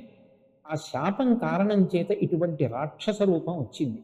ఆ తర్వాత విరాధుని యొక్క శరీరాన్ని గోతిలో పూడ్చిపెట్టినటువంటి రామలక్ష్మణులు సీతమ్మతో కలిసి ముందుకి ప్రయాణాన్ని కొనసాగించారు. అలా కొనసాగించి వెళ్ళినటువంటి వాళ్ళు శరభంగ మహర్షి యొక్క ఆశ్రమానికి చేరుకున్నారు. శరభంగ మహర్షి ఎంతో కాలం తపస్సు చేసినటువంటి మహానుభావుడు. ఆయన సీతారామ లక్ష్మణులు తన ఆశ్రమానికి వచ్చినప్పుడు వారికి స్వాగతం పలికి చేయవలసినటువంటి ఆశ్రమ మర్యాదలు చేయడమే కాకుండా తాను కష్టపడి చేసినటువంటి తపస్సు యొక్క ఫలితాన్నంతటినీ కూడా రామచంద్రమూర్తికి ధారపోశాడు. అలా రామచంద్రమూర్తికి ధారపోయడం వెనక ఉన్నటువంటి కారణం, రాబోయేటటువంటి కాలంలో రాముడు రావణుణ్ణి సంహరించవలసినటువంటి అవసరం ఉంటుంది అని తెలుసుకున్నటువంటి వాడు శరభంగుడు. మహర్షులు త్రికాలవేదు, వారికి తెలియని విషయం ఉండదు. అందుకే అలా రావణ సంహారం చెయ్యవలసినటువంటి రాముడికి అపారమైనటువంటి శక్తిని సమకూర్చడం కోసం ఆయన తన తపశ్శక్తిని అంతటినీ కూడా ధారపోశాడు. శరభంగ మహర్షిని దర్శించుకున్న తర్వాత ఆయన నుండి స్ఫూర్తిని తపశ్శక్తిని పొందినటువంటి రాముడు సుతీక్ష్ణ మహర్షి యొక్క దర్శనానికి వెళ్ళాడు. ఆ మహర్షి దర్శనం చెయ్యమని చెప్పినటువంటి వాడు కూడా శరభంగుడి. సుతీక్ష్ణ మహర్షి గొప్ప శక్తి సమన్వితుడు, అపారమైనటువంటి తపస్సు చేసినవాడు. శరభంగుడి ఆశ్రమాన్ని విడిచిపెట్టి సుతీక్ష్ణ మహర్షి యొక్క దర్శనానికి రాముడు బయలుదేరి వెడుతున్న సమయంలో ఒక ఆశ్చర్యకరమైనటువంటి సంఘటన జరిగింది. అనేక మంది మునులు రాముడి యొక్క దర్శనం చేసుకొని వారందరూ కూడా ఆర్తితో రాముణ్ణి ప్రార్థించారు. రామ, నువ్వు లోక సంరక్షణ కొరకు వచ్చినవాడి, నీకు సమాజ హితమునందు అపారమైనటువంటి అనురక్తి ఉన్నది. రాముడికి ఉన్నటువంటి 16 కళ్యాణ గుణములలో ఒకటి భూతహితము కలిగినటువంటి వాడు. ఇప్పుడు ఈ కాలంలో, అంటే ఆనాడు ఉన్నటువంటి కాలంలో రావణాసురుడి పనుపున వచ్చినటువంటి అనేక మంది రాక్షసులు వేదాన్ని నమ్ముకుని తపస్సు చేస్తూ సాత్వికమైనటువంటి జీవనం కొనసాగిస్తున్నటువంటి మునుల్ని సంహరించి వారి యొక్క మాంసాన్ని తింటున్నారు. ఇదిగో గుట్టలు గుట్టలుగా పడి ఉన్నటువంటి మునుల యొక్క కళేబరాలు, వాళ్ళ యొక్క అస్థిపంజరాలు. కాబట్టి ఆ మునులు తమ తపశ్శక్తితో తమని తాము రక్షించుకునేటటువంటి వారు కారు. వారు దైవాన్ని నమ్ముకుని జీవిస్తున్నవారు. నీవు ఇవాళ అరణ్యానికి వచ్చావు కనుక, మా కష్టములను చూశావు కనుక, నిష్కారణంగా ఎవరికీ ఏ ఇబ్బంది కల్పించని వారైనా మునులను సంహరిస్తున్నటువంటి రావణ సంహారం చెయ్యవలసింది అని, రాక్షసుల్ని సంహరించవలసింది అని మునులు రామచంద్రమూర్తిని ప్రార్థన చేశారు. తదనంతరం రాముడు సుతీక్ష్ణ మహర్షి యొక్క ఆశ్రమానికి వెళ్ళి ఆ సుతీక్ష్ణ మహర్షి యొక్క దర్శనం చేసుకున్నాడు. ఆయన కూడా మహితాత్ముడు, ఎంతో తపస్సు చేసినవాడు. సుతీక్ష్ణ మహర్షి తన తపశ్శక్తినంతటినీ కూడా సమాజ హితము కొరకు రామచంద్రమూర్తికి ధారపోశాడు. ఆ సుతీక్ష్ణ మహర్షి యొక్క దర్శనం చేసుకున్నటువంటి రాముడు దండకారణ్యం లోపలికి ప్రవేశించి 10 సంవత్సరములు గడిపాడు. 10 సంవత్సరములు అయిపోయిన తర్వాత తిరిగి సుతీక్ష్ణ మహర్షి యొక్క ఆశ్రమానికి వచ్చాడు. వచ్చి తనకి అగస్త్య మహర్షి యొక్క దర్శనం చేసుకోవాలని ఉంది అని తన కోరిక వెల్లడించాడు. అగస్త్య మహర్షి అపారమైనటువంటి తపశ్శక్తి సంపన్నుడు. రాముడు మహితాత్ముడైనటువంటి అగస్త్య మహర్షి దర్శనానికని బయలుదేరాడు. సుతీక్ష్ణ మహర్షి ఏ మార్గం చెప్పాడో ఆ మార్గంలో బయలుదేరి వెడుతుండగా మొట్టమొదట అగస్త్య మహర్షి యొక్క సోదరుడి ఆశ్రమం కనపడింది. ఇంతమంది పేర్లు చెప్పిన వాల్మీకి మహర్షి రామాయణంలో అగస్త్యుని యొక్క సోదరుడి పేరు చెప్పలేదు. ఆ మహర్షి పేరు అగస్త్య భ్రాత, అంటే అగస్త్యుని సోదరుడు అని ఉండిపోయింది తప్ప ఆయన పేరు చెప్పబడలేదు. మనిషి బ్రతికిన బ్రతుకు దేనికి పనికి రావాలి అంటే కీర్తిని సముపార్జించుకోవాలి. అగస్త్యుడు సంపాదించినటువంటి కీర్తి ఎంత గొప్పది అంటే, ఎందరో మహర్షుల్ని దర్శించిన రాముడు అగస్త్యుణ్ణి దర్శించాలి అనుకున్నాడు. అగస్త్యుని సోదరునికి ఇక వేరు పేరు లేదు, అగస్త్య భ్రాత. అంటే అసలు ఆ ఆశ్రమాన్ని చేరుకోకముందే చెప్పకుండానే అగస్త్యుని యొక్క ప్రభావాన్ని వాల్మీకి మహర్షి ఇంత అందంగా చెప్పారు. మనం కూడా జీవితంలో ఏవి పాటించాలో చెప్పకుండా చెప్పారు. రాముడు అగస్త్య మహర్షి ఆశ్రమానికి వెళ్ళాడు. వచ్చిన వాడెవరో నరుడి రూపంలో ఉన్న రాముడు సాక్షాత్తు శ్రీ మహావిష్ణువే అన్న విషయం తెలియని అమాయకుడు అగస్త్యుడు కాడు. కానీ నరుడిగా వచ్చిన రాముడు కనుక నరుడికి ఇవ్వవలసిన గౌరవాన్ని ఇచ్చాడు. అందుకే శిష్యులందరితో కలిసి ఎదురొచ్చాడు. రాముడికి స్వాగతం చెప్పాడు, ఆశ్రమంలోకి తీసుకెళ్ళాడు, ఉచితాసనం ఇచ్చాడు, తాను చేయవలసినటువంటి మర్యాదలు చేశాడు. పెద్దలు వచ్చినప్పుడు ఎలా ప్రవర్తించాలో, ఇంటికి ఒక అతిథి వస్తే ఎలా ప్రవర్తించాలో మనకి రామాయణం నేర్పుతుంది. అగస్త్యుని చేత ఇంత గొప్ప ఆదరణ పొందినటువంటి రాముడికి అడగకుండానే అగస్త్యుడు కొన్ని కానుకలనిచ్చాడు. ఒక అమోఘమైనటువంటి ధనస్సునిచ్చాడు, దానితో పాటు అక్షయబాణ తూణీరములనిచ్చాడు, దివ్యమైనటువంటి ఖడ్గమిచ్చాడు. రాముడు చేస్తున్నది అరణ్యవాసం, మునివృత్తితో బ్రతుకుతున్నాడు. మరి ఈ దివ్యమైన అస్త్రములన్నీ ఎందుకు ఇచ్చినట్టు అంటే, రాబోయే కాలంలో రాముడు రావణాసురుడితో యుద్ధం చెయ్యాలి, ఎందరో రాక్షసులతో యుద్ధం చెయ్యాలి. ఆ యుద్ధం చేసి వాళ్ళని చంపితే తప్ప సమాజంలో శాంతి నిలబడదు. అందుకే రాముడికి కావలసిన ఉపకరణములను అగస్త్యుడు సమకూర్చాడు. తపశ్శక్తిని ధారపోసి శరభంగుడు, సుతీక్ష్ణ మహర్షి రాముణ్ణి బలపరిచారు. అంటే సమాజం కోసం బ్రతుకుతున్న వ్యక్తి ఎవరుంటాడో అతనికి అన్ని విధాలా చేదోడు వాదోడుగా నిలబడవలసిన కర్తవ్యం సమాజంలో ఉన్న మిగిలిన అందరి మీద ఉంటుంది అని రామాయణం చెప్పకనే చెప్తుంది. వీటిని తీసుకున్న రాముడు ప్రశాంతంగా మిగిలిన అరణ్యవాసం పూర్తి చెయ్యడానికి కావలసినటువంటి ప్రదేశాన్ని, తాము ఉండవలసిన ప్రదేశాన్ని నిర్ణయించి చెప్పవలసిందిగా అగస్త్యుణ్ణి ప్రార్థించాడు. కొద్ది క్షణాలు కళ్ళు మూసుకుని ధ్యానం చేసినటువంటి అగస్త్యుడు నిర్మానుష్యంగా గోదావరి తీరంలో ప్రశాంతంగా ఉండేటటువంటి ప్రదేశమైనటువంటి పంచవటిలో ఉండవలసిందిగా రాముణ్ణి ఆదేశించాడు. సీతాలక్ష్మణ సహితుడై రామచంద్రమూర్తి గోదావరి నదీ తీరంలో ఉన్నటువంటి పంచవటి ప్రాంతానికి చేరుకున్నాడు. రాముని ఆదేశం మేరకు లక్ష్మణస్వామి పర్ణశాలని నిర్మాణం చేశాడు. అంటే రాముడి వెనక వెళ్ళినటువంటి లక్ష్మణుడు రాముడికి కావలసినటువంటి సేవ చేస్తూ తరించాడు. పెద్దల వెనక నడిచేటప్పుడు మనం నేర్చుకోవలసినది ఏమిటి అంటే, వారికి మన వలన ఎంత ఉపకారం జరుగుతుందో చూసుకోవాలి. ఆ పర్ణశాల నిర్మాణం లక్ష్మణుడు చేశాడు. అందులో సీతారామ లక్ష్మణులు సంతోషంగా కాలం గడుపుతున్నారు. ఇలా కాలం గడిచిపోతుండగా రావణ సంహారం జరగవలసినటువంటి ప్రధానమైన అవసరం ఉంది కదూ, దాని కొరకు రామాయణం అనేక మలుపులు తిరుగుతుంది. ఒకనాడు అకస్మాత్తుగా రావణుడి యొక్క సోదరి అయిన శూర్పణఖ అనబడేటటువంటి ఒక పెద్ద రాక్షసి ఆ ఆశ్రమ ప్రాంగణానికి వచ్చింది. రాముడి యొక్క అందాన్ని చూస్తే మగవారు కూడా మోహించేవారట. పుంసాం మోహన రూపాయ పుణ్యశ్లోకాయ మంగళం అని పేరు.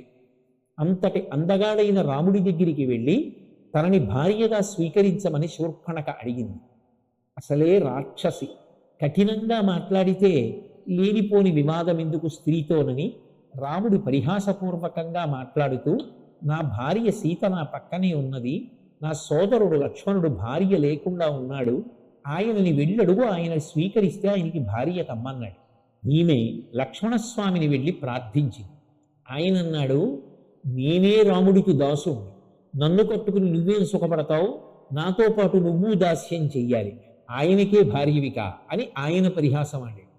ఆ శూర్పణఖ మళ్ళీ రాముడి దగ్గరికి వచ్చి మనసులో ఒక ఆలోచన చేసింది. ఈ రాముడు నన్ను ఎందుకు భార్యగా స్వీకరించట్లేదు? పక్కన సీతమ్మ భార్యగా ఉంది కనుక, ఈమె లేకపోతే నన్ను స్వీకరించేవాడు. ఇంత అందగత్తె సీతమ్మ ఉంది కనుక నన్ను భార్యగా స్వీకరించట్లేదు, ఈమెని సంహరిస్తే నన్ను స్వీకరిస్తాడని వెళ్ళి సీతమ్మ మీద పడి సీతమ్మని చంపే ప్రయత్నం చేసింది. వెంటనే రాముడు లక్ష్మణుణ్ణి పిలిచి, తాను అందగత్తెని అనుకుంటోంది, ఈమె ముక్కు చెవులు కోసి విరువు పని చేయమన్నాడు. సంహరించడం ఇష్టం లేక కేవలం ముక్కు చెవులు కోసి విడిచిపెట్టమన్నాడు. లక్ష్మణస్వామి వెంటనే శూర్పణఖ యొక్క ముక్కు చెవులు కోసేశాడు. దీని ద్వారా మనం తెలుసుకోవలసినటువంటి ఒక ప్రధానమైన విషయం ఉంటుంది. క్రూరమైనటువంటి స్వభావం కలిగిన వారు, మనసులో ఎప్పుడూ పైశాచికంగా ఆలోచించేవాళ్ళు, ప్రతిదానికి కోప స్వభావం కలిగినటువంటి వాళ్ళు రాక్షస ప్రవృత్తి కలిగిన వారు అని పిలువబడతారు. అటువంటి వారితో పరిహాసానికి మీరు ఏదైనా వేళాకోళం ఆడినా అది ప్రమాదానికి దారితీస్తుంది. అటువంటి వారికి దూరంగా తొలగిపోవాలి తప్ప పరిహాసం కూడా ఆడకూడదు. రామలక్ష్మణులు శూర్పణఖతో పరిహాసం ఆడడం సీతమ్మ ప్రాణాలకి ముప్పు తెచ్చి, ఆ శూర్పణఖ రాముడి చేతిలో ముక్కు చెవులు కోల్పోయి పరుగు పరుగున వెళ్ళి రావణాసురుని యొక్క సోదరతుల్యుడైనటువంటి ఇతర రాక్షసులు ఖరదూషణాదులు అరణ్యంలో ఉన్నారు, వాళ్ళ దగ్గరికి వెళ్ళి వాళ్ళతో చెప్పుకుంది. వెంటనే ఖరదూషణాదులు 14,000 మంది రాక్షసులతో కలిసి రాముడి మీదకి యుద్ధానికి వెళ్ళారు. కోదండ విద్యాపారంగతుడైనటువంటి రామచంద్రమూర్తి కేవలం 1 గంట 48 నిమిషముల దగ్గరలో ఈ వచ్చినటువంటి 14,000 మంది రాక్షసుల్ని సంహరించాడు. ఈ వృత్తాంతాన్ని అకంపనుడు అనబడేటటువంటి ఒక గూఢచారి పరుగు పరుగున వెళ్ళి లంకాపట్టణంలో రావణునికి నివేదించాడు. రామచంద్రమూర్తి కేవలం 1 గంట 47 నిమిషముల కాలంలో 14,000 మంది రాక్షసుల్ని తెగటార్చాడు అని, శూర్పణఖ యొక్క ముక్కు చెవులు కోసేశాడు అని. ఈ వార్త విన్నటువంటి రావణుడు అకంపనుని ద్వారా సీతమ్మ యొక్క సౌందర్యం గురించి తెలుసుకున్నాడు కాబట్టి రామచంద్రమూర్తిని సంహరించి సీతమ్మని అపహరించడం కోసమని బయలుదేరబోయాడు. అకంపనుడు రాముని యొక్క పరాక్రమం గురించి చెప్పాడు. బాగా ఆలోచించి మారీచుడి దగ్గరికి వెళ్ళాడు రావణుడు. వెళ్ళి సీతాపహరణం చెయ్యాలని తన మనసులో ఉన్న కోర్కెని వెలిబుచ్చాడు. వెంటనే మారీచుడు రామచంద్రమూర్తి యొక్క పౌరుష ప్రతాపాల గురించి చెప్పి, నువ్వు రాముడి జోలికి వెళ్ళకు, నిష్కారణంగా మడిసిపోతావు, నా మాట విని తిరిగి వెనక్కి వెళ్ళిపోమన్నాడు. అప్పటికి మనసు మార్చుకుని రావణుడు వెనక్కి వచ్చాడు.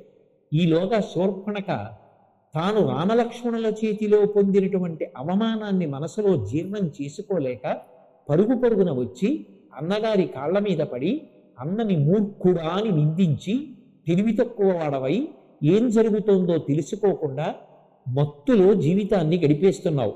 14,000 మంది రాక్షసుల్ని రాముడు కొద్ది కాలంలో సంహరించాడు. ఆ రాముడికి అపూర్వమైనటువంటి సౌందర్యవతి అయిన భార్య ఉంది. అటువంటి భార్యని పొందినటువంటి వాడు అదృష్టవంతుడు. నీవు ఆమెని నీ భార్యగా చేసుకుంటే పక్కన సీతమ్మ లేకపోతే తట్టుకోలేడు కనుక రాముడు మరణిస్తాడు. పైగా అంతటి సౌందర్యవతి సీత నీకు భార్య అవుతుంది. 2 ప్రయోజనములు కలుగుతాయి. కాబట్టి నువ్వు వెంటనే సీతాపహరణం చెయ్యమని దుర్బోధ ఆయనకి చేసింది. అంటే రాముడు తనని స్వీకరించలేదు కనుక, లక్ష్మణుడు ముక్కు చెవులు కోశాడు కనుక, ఎలాగైనా రాముణ్ణి బాధ పెట్టాలని, రాముడి భార్యాస్థానంలో సీతమ్మ ఉండిపోయింది కనుక సీతమ్మ సుఖపడకుండా చెయ్యాలని అసూయ పెంచుకున్నటువంటి శూర్పణఖ రావణాసురుడి దగ్గర అలా ప్రవర్తించి, వెంటనే రావణాసురుడు బయలుదేరి మారీచుడి దగ్గరికి వెళ్ళాడు. నువ్వు బంగారు జింక వేషం వేసుకుని ఆశ్రమానికి వెళ్ళి సీతమ్మని మోహపెట్టు. నిన్ను పట్టుకోవడానికి రాముడు ఆశ్రమానికి దూరంగా వస్తాడు. రాముడు లేని సమయం చూసి నేను సీతాపహరణం చేస్తాను. నువ్వు నేను చెప్పిన మాట విని మాయలేడి వేషంతో ఆ ఆశ్రమంలోకి వెళ్ళమన్నాడు. మారీచుడు మళ్ళీ రాముడి యొక్క గొప్ప పరాక్రమాన్ని చెప్పి, ఎక్కడో బాలకాండలో జరిగినటువంటి విశేషం, విశ్వామిత్రుడు చేస్తున్నటువంటి యాగాన్ని రామలక్ష్మణులు సంరక్షిస్తుండగా తాను యజ్ఞధ్వంసానికి వెళ్ళినప్పుడు మానవాస్త్రం పెట్టి రాముడు కొడితే 100 యోజనముల దూరంలో ఉన్నటువంటి సముద్రంలో తాను ఎలా పడిపోయాడో చెప్పి, రాముని యొక్క పరాక్రమం పట్ల తన భయాన్ని వెలిబుచ్చి రాముడితో నువ్వు ఎట్టి పరిస్థితులలో యుద్ధానికి వెళ్ళవద్దు అని చెప్పాడు. మాట వినడం అలవాటు లేనివాడు రావణుడు. తనకి తెలియకపోవడం తప్పు కాదు, కానీ ఇతరులు చెప్పినప్పుడు కనీసం వినే అలవాటు ఉండాలి. మారీచుడు చెప్పిన మాట విని ఉంటే రావణుడు మరణించి ఉండేవాడు కాదు. మూర్ఖత్వానికి పోయి మారీచుడితో ఒక మాట అన్నాడు, నేను చెప్పినట్టుగా నువ్వు బంగారు జింక వేషంలో రామాశ్రమంలోకి వెళ్ళావా, రాముడి చేతిలో మరణిస్తావు. వెళ్ళకపోతే ఇప్పుడే నా చేతిలో మరణిస్తావు. నువ్వు మరణించడం తథ్యం, నీకెవరి చేతిలో మరణం కావాలని అడిగాడు. ఆలోచించాడు మారీచుడు. వీడు మూర్ఖుడు, చెప్పిన మాట వినడం, ఎలాగో మడిసిపోతాడు.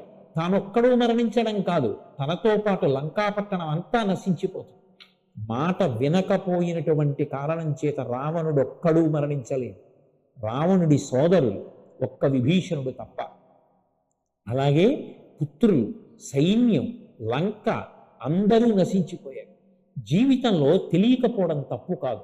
అందరూ అన్నీ తెలుసుకుని ఉండరు. కానీ తెలుసున్న పెద్దలు ఇది తప్పు చెయ్యవద్దు అని చెప్పినప్పుడు వినేటటువంటి బుద్ధి ఉండాలి. అలా వినే బుద్ధి లేకపోతే, నాకన్నీ తెలుసు ఇతరులు చెప్పినది నేను వినను అని మూర్ఖత్వంతో ప్రవర్తిస్తే 10 తలలు ఉన్నా, ఎంత తపస్సున్నా, కాంచనలంకకి అధిపతి అయినా, ఎంత పరివారమున్నా, ఎంత తపస్సున్నా రావణుడంతటి వాడు పడిపోయాడు. అందుకే జీవితంలో అత్యంత ప్రధానంగా నేర్చుకోవలసిన విషయం పెద్దలు చెప్పిన మాట వినడం. అది వినడం రాకపోతే, మూర్ఖత్వం అలవాటైపోతే, ఎవరు చెప్పినా నేను వినను, నేనేమనుకుంటానో అదే చేస్తానన్నవాడు జీవితంలో వృద్ధిలోకి రాడు. అది మనకి రామాయణం చెప్పే పాఠం.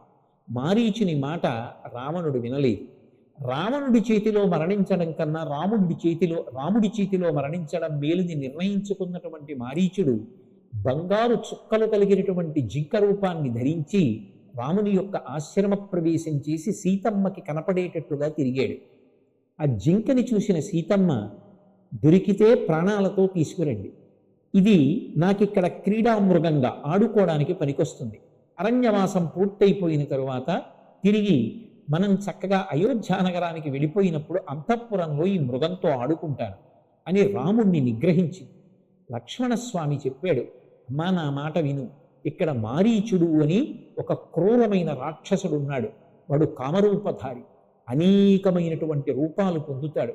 ఎందరో రాజులు వేటకొచ్చినప్పుడు రకరకాలైన మృగాలుగా మారి వాడు రాజుల్ని చంపి భక్షిస్తూ ఉంటాడు. లోకంలో ఎక్కడ బంగారు చుక్కలున్న జింక ఉండదమ్మా, వద్దమ్మా దాని జోలికి, ఆ మారీచుడేనమ్మా వచ్చినవాడు అని చెప్పాడు. సీతమ్మ వినలేదు. సీతమ్మ మాట వింటే రామాయణం కథ నడవదు. అందుకే విననట్టుగా ఆమె నటించింది. నిజంగా వినక రావణుడు మరణించాడు. ఇప్పుడు ఆ మృగాన్ని తేవడానికి రాముడు ఆ మృగం వెంట పరిగెత్తాడు. పరిగెడుతూ రాముణ్ణి చాలా దూరం అరణ్యంలోకి తీసుకెళ్ళింది. చివరికి ఆ మృగం దొరకట్లేదు, చంపేద్దామని నిర్ణయించుకున్నటువంటి రాముడు బాణప్రయోగం చేశాడు. బాణం తగిలినటువంటి జింక తాటి చెట్టంత ఎత్తు పైకి ఎదిరి నేల మీద పడి హా లక్ష్మణ, హా సీత అని రాముడి కంఠాన్ని అనుకరిస్తూ మరణించింది. ఎప్పుడైతే మారీచుడు మరణించాడో, మృగరూపం పోయి మరణకాలమునందు సహజ రూపం వచ్చేస్తుంది కాబట్టి రాక్షస రూపాన్ని పొందాడు. ఓ లక్ష్మణస్వామి చెప్పాడు, ఇది రాక్షసమాయ. ఆఖరణ నాకంఠంతో అరిచాడు. అక్కడ సీతాలక్ష్మణులు ఏం బెంగ పెట్టుకున్నారో తొందరగా వెనక్కెడతానని రాముడు బయలుదేరాడు. రాముడు చేసినటువంటి ఆర్తనాదంలాగా మారీచుడి కంఠం వినపడగానే సీతమ్మ కంగారు పడింది. లక్ష్మణస్వామిని పిలిచి, నువ్వు వెంటనే వెళ్ళి మీ అన్నగారు ఆపదలో ఉన్నారు, రక్షించమని. లక్ష్మణస్వామి చెప్పాడు, అమ్మా, రాముడితో యుద్ధం చెయ్యగలిగిన వాడు, రాముడికి కష్టం తేగలిగిన వాడు, రాముణ్ణి యుద్ధంలో ఓడించగలిగిన వాడు, రాముణ్ణి మట్టు పెట్టగలిగిన వాడు ఉండడు. ఆయన ధర్మము చేత రక్షింపబడుతూ ఉంటాడు. అమ్మా, నా మాట విను, రాముడు నిన్ను రక్షించమని నన్ను ఇక్కడ నియమించాడు, నేను వెళ్ళకూడదమ్మా అన్నాడు. నీకు మనసులో ఏదో దురుద్దేశ్యం ఉంది, అందుకే చెప్పినా వెళ్ళటం లేదు, మీ అన్నగారికి ఆపదొచ్చినా వెళ్ళటం లేదు అని సీతమ్మ కఠినంగా మాట్లాడింది. అమ్మా, తిరిగి నిన్ను రామచంద్రమూర్తితో కలిసి ఉండగా చూడగలనో చూడలేనో, నమస్కారం, ఈ కఠినమైన మాటలు నేను వినలేనమ్మా అని లక్ష్మణస్వామి విడిపోయాడు. అంటే ఎంత పెద్ద కష్టమైనా ఎందుకు వస్తుంది అంటే మాట వలన వస్తుంది. ఒక కఠినమైన మాట వల్ల లక్ష్మణస్వామి విడిపోయాడు. పక్కన రాముడు లేడు, సీతాపహరణం జరిగింది. మృదువుగా మాట్లాడడం, నెమ్మదిగా మాట్లాడడం, మాట మాట్లాడేటప్పుడు మంచిగా మాట్లాడడం 10 మందితో సఖ్యతను కల్పిస్తుంది. కఠినంగా మాట్లాడడం అక్కర్లేని కష్టాలు తీసుకొస్తుంది. లక్ష్మణస్వామి వెళ్ళిపోయాడు. అదే అదును అనుకుని బయలుదేరి రావణాసురుడు సన్యాసి రూపంలో వచ్చాడు. ఇంటికి సన్యాసి అతిథిగా వచ్చాడని ఉచితాసనం ఇచ్చి కూర్చుండబెట్టి ఆయనకి ఫలాలు మొదలైనవి సమర్పించి సీతమ్మ యొక్క వివరాలు అడిగాడు రావణుడు. సీతమ్మ అనుమానం వచ్చి నువ్వెవరని అడిగింది. నేను దశకంఠుణ్ణి, 10 తలలు కలిగిన వాణ్ణి, లంకాపట్టణం యొక్క అధినేతని, నిన్ను అపహరించడానికి వచ్చానని బలవంతంగా సీతమ్మని అపహరించి పుష్పక విమానంలో పెట్టుకుని తీసుకుని వెళ్ళిపోతున్నాడు. కానీ అదృష్టవశాత్తుగా ఈ అరణ్యకాండలోనే రాముడు ప్రయాణం చేసి వస్తున్నప్పుడు మున్యాశ్రమముల దగ్గర ఒకానొకప్పుడు జటాయువు అని పేరు కలిగినటువంటి ఒక గొప్ప పక్షి రాముడికి పరిచయమైంది. దశరథ మహారాజు గారికి నేను స్నేహితుణ్ణి అని చెప్తే తండ్రితో సమానంగా భావించి ఆ జటాయువుని సీతా సంరక్షణం కోసం రాముడు వినియోగించాడు. ఆ జటాయువు చూసింది, సీతాపహరణం చేస్తున్నాడు రావణాసురుడిని, రావణునితో యుద్ధానికి వెళ్ళింది. ఇద్దరికీ మధ్య జరిగిన ఘోరమైన యుద్ధంలో రావణాసురుడు ఆ పక్షి యొక్క రెక్కల్ని తని వాడి అయిన ఖడ్గంతో తెగకోశాడు. ఆ పక్షి నేల మీద పడిపోయి నెత్తుటి మడుగులో కొట్టుకుంటాడు. చిట్ట చివరి ప్రాణంతో ఉంది. సీతమ్మ ఎంత బాధపడుతున్నా, ఆమె హా రామ హా లక్ష్మణ అని అరుస్తున్నా రావణాసురుడు లంకాపట్టణం వైపుకి పుష్పక విమానంలో తీసుకుని పోతున్నాడు. అలా తీసుకుని పోతుండగా ఆమెకి ఋష్యమూక పర్వతం మీద 5 వానరులు కూర్చుని కనపడ్డారు.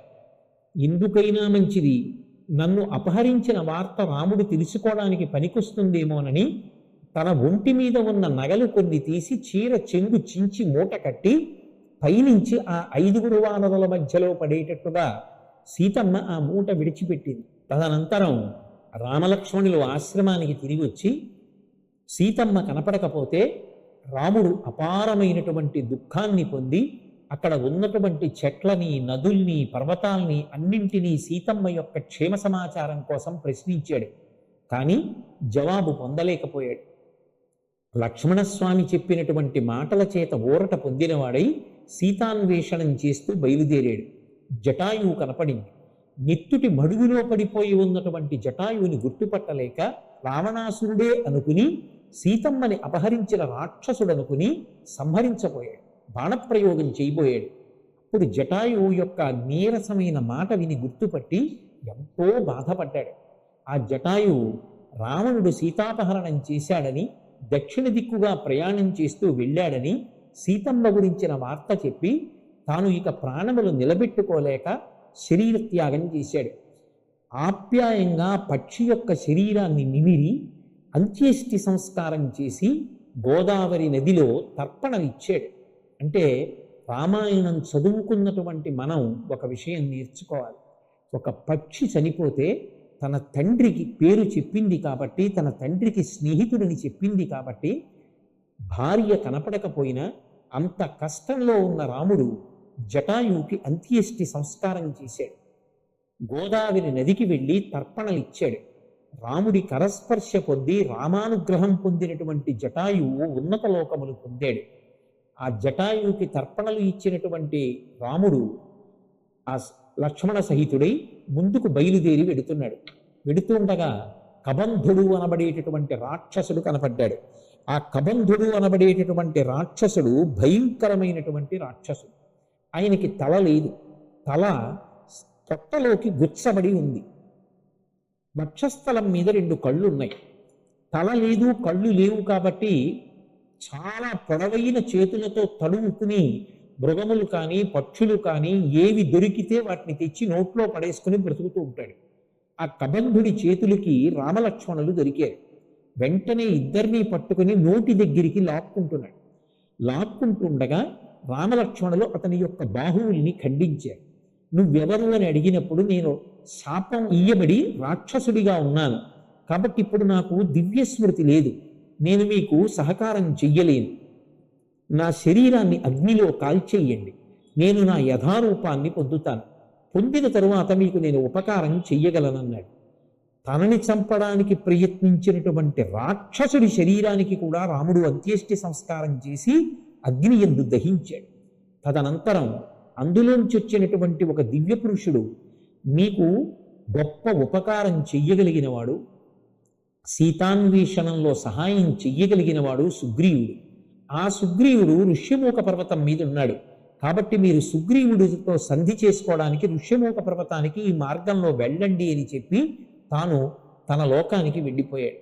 రామలక్ష్మణులు ఇద్దరూ కూడా ఋష్యమూక పర్వత ప్రాంతానికి ప్రయాణం చేస్తూ క్రౌంచ పర్వతం అనబడేటటువంటి ప్రాంతంలో, క్రౌంచారణ్య ప్రాంతంలో ఈ కబంధుణ్ణి సంహరించిన తరువాత పంపా తీరానికి చేరుకున్నారు. పంపా సరోవర తీరం ప్రకృతి యొక్క అందాలకి ఆటపట్టు. అక్కడ ఆ ప్రకృతి సౌందర్యంలో కొంత సేద తీరినటువంటి రామలక్ష్మణులు ఋష్యమూక పర్వతం మీద ఉన్నటువంటి సుగ్రీవుణ్ణి కలుసుకోవడం కోసం ఎంతో సంతోషంగా సీతాన్వేషణాన్ని పూనికతో, ఉత్సాహంతో, మనిషి డీలా పడిపోకుండా చేస్తేనే ఏ కార్యాన్నైనా సాధించగలమనేటటువంటి పట్టుదలతో ముందుకు వెడుతున్నారనేటటువంటి మంగళకరమైన సందర్భం దగ్గర అరణ్యకాండ ముగుస్తుంది. రామాయణము శ్రీరామాయణము అడుగడుగున త్యాగము అణువణువున ధర్మము అనురాగము అనుబంధము అనుపమానము అనురాగము అనుబంధము అనుపమానము సహనశీల ధీర వీర వరద వీరము. కిష్కింధాకాండ. ఈ కాండకి ఈ పేరు రావడానికి ప్రధానమైనటువంటి కారణం కిష్కింధలో జరిగినటువంటి వృత్తాంతాన్నంతటినీ కూడా వివరించింది. రామలక్ష్మణులు ఇద్దరూ కూడా పంపా సరోవర తీరంలో, మనం శ్రీరామాయణంలో సుందరకాండ పూర్తి చేసి యుద్ధకాండలోకి ప్రవేశిస్తున్నాం. సుందరకాండ చివరికి వచ్చేటప్పటికి హనుమ 100 యోజనముల లవణ సముద్రాన్ని దాటి కాంచనలంకకి వెళ్ళి సీతమ్మ యొక్క జాడ కనిపెట్టి వెనక్కి వచ్చి రామచంద్రమూర్తికి నివేదించారు. రాముడు ఎంతో సంతోషించాడు. సంతోషించి ఆ హనుమని గట్టిగా కౌగిలించుకున్నారు. మనిషికి పరమ సంతోషంతో ఇవ్వగలిగినటువంటి ఆస్తి, ఆప్యాయతకి మించినది ఏముంటుంది? ఉత్తముడైనటువంటి సేవకుడు హనుమ. అందుకే సీతమ్మ జాడ కనిపెట్టి వెనక్కి రాగలిగినటువంటి వారైనా ఆ లంకాపట్టణం యొక్క బలాబలాలన్నింటినీ కూడా తెలుసుకుని వచ్చారు. రాముడు హనుమతో మాట్లాడుతూ ఒక మాట అంటారు, హనుమ, నీకు, గరుత్మంతునకు, వాయుదేవునకు, ఈ ముగ్గురికి తప్ప వేరొకరికి ఇంత గమనశక్తి కానీ ఇటువంటి వేగం కానీ లేదు అన్నారు. రాముడు ఎక్కడో 100 యోజనములు దాటిన తరువాత ఉన్న కాంచనలంక, అక్కడ బంధీకృతురాలై ఉన్నటువంటి భార్య సీతమ్మ ఎలా వెళ్ళాలి? తలుచుకొని దుఃఖాన్ని పొందాడు. వెంటనే సుగ్రీవుడు అన్నాడు, ఇది దుఃఖం పొందవలసిన సమయం కాదు, దుఃఖాన్ని పొందితే రావలసిన ఆలోచన కూడా రాదు. పౌరుషంతో భార్యని అపహరించిన శత్రువుని ఎలా సంహరించాలని క్రోధ ప్రకటనం చెయ్యి, అప్పుడు వ్యూహం దొరుకుతుంది, మంచి ఆలోచన వస్తుంది. ఇప్పుడు ఆలోచనతో ఊంచుకోవాలి తప్ప నిరుత్సాహంతో చతికిల పడిపోకూడదని హితోపదేశం చేశాడు. వెంటనే రామచంద్రమూర్తి వానరులందరినీ పిలిచి వాళ్ళందరూ యుద్ధానికి బయలుదేరేటప్పుడు పాటించవలసినటువంటి విధి విధానాల్ని చెప్పాడు. అందుకే వానరులందరినీ పిలిచి ఒక మాట అన్నాడు. స్త్రీలు కాని, బాలురు కాని, వృద్ధులు కాని, శారీరకమైనటువంటి శక్తి లేనివారు కాని యుద్ధమునకు రాకూడదు. వాళ్ళందరూ కూడా కిష్కింధలో ఉండిపోవాలి. ఆ యోధులైనటువంటి వారు మాత్రమే యుద్ధానికి రావాలి. యుద్ధానికి బయలుదేరినప్పుడు రాముడు చెప్తున్నాడు, నేను హనుమ యొక్క భుజాల మీద కూర్చుంటాను, నా తమ్ముడైన లక్ష్మణుడు అంగదుని యొక్క భుజముల మీద కూర్చుంటాడు, వానరరాజైన సుగ్రీవుడు పల్లకీలో బయలుదేరి వస్తాడు. ముందు కొంతమంది యోధులు బయలుదేరాలి.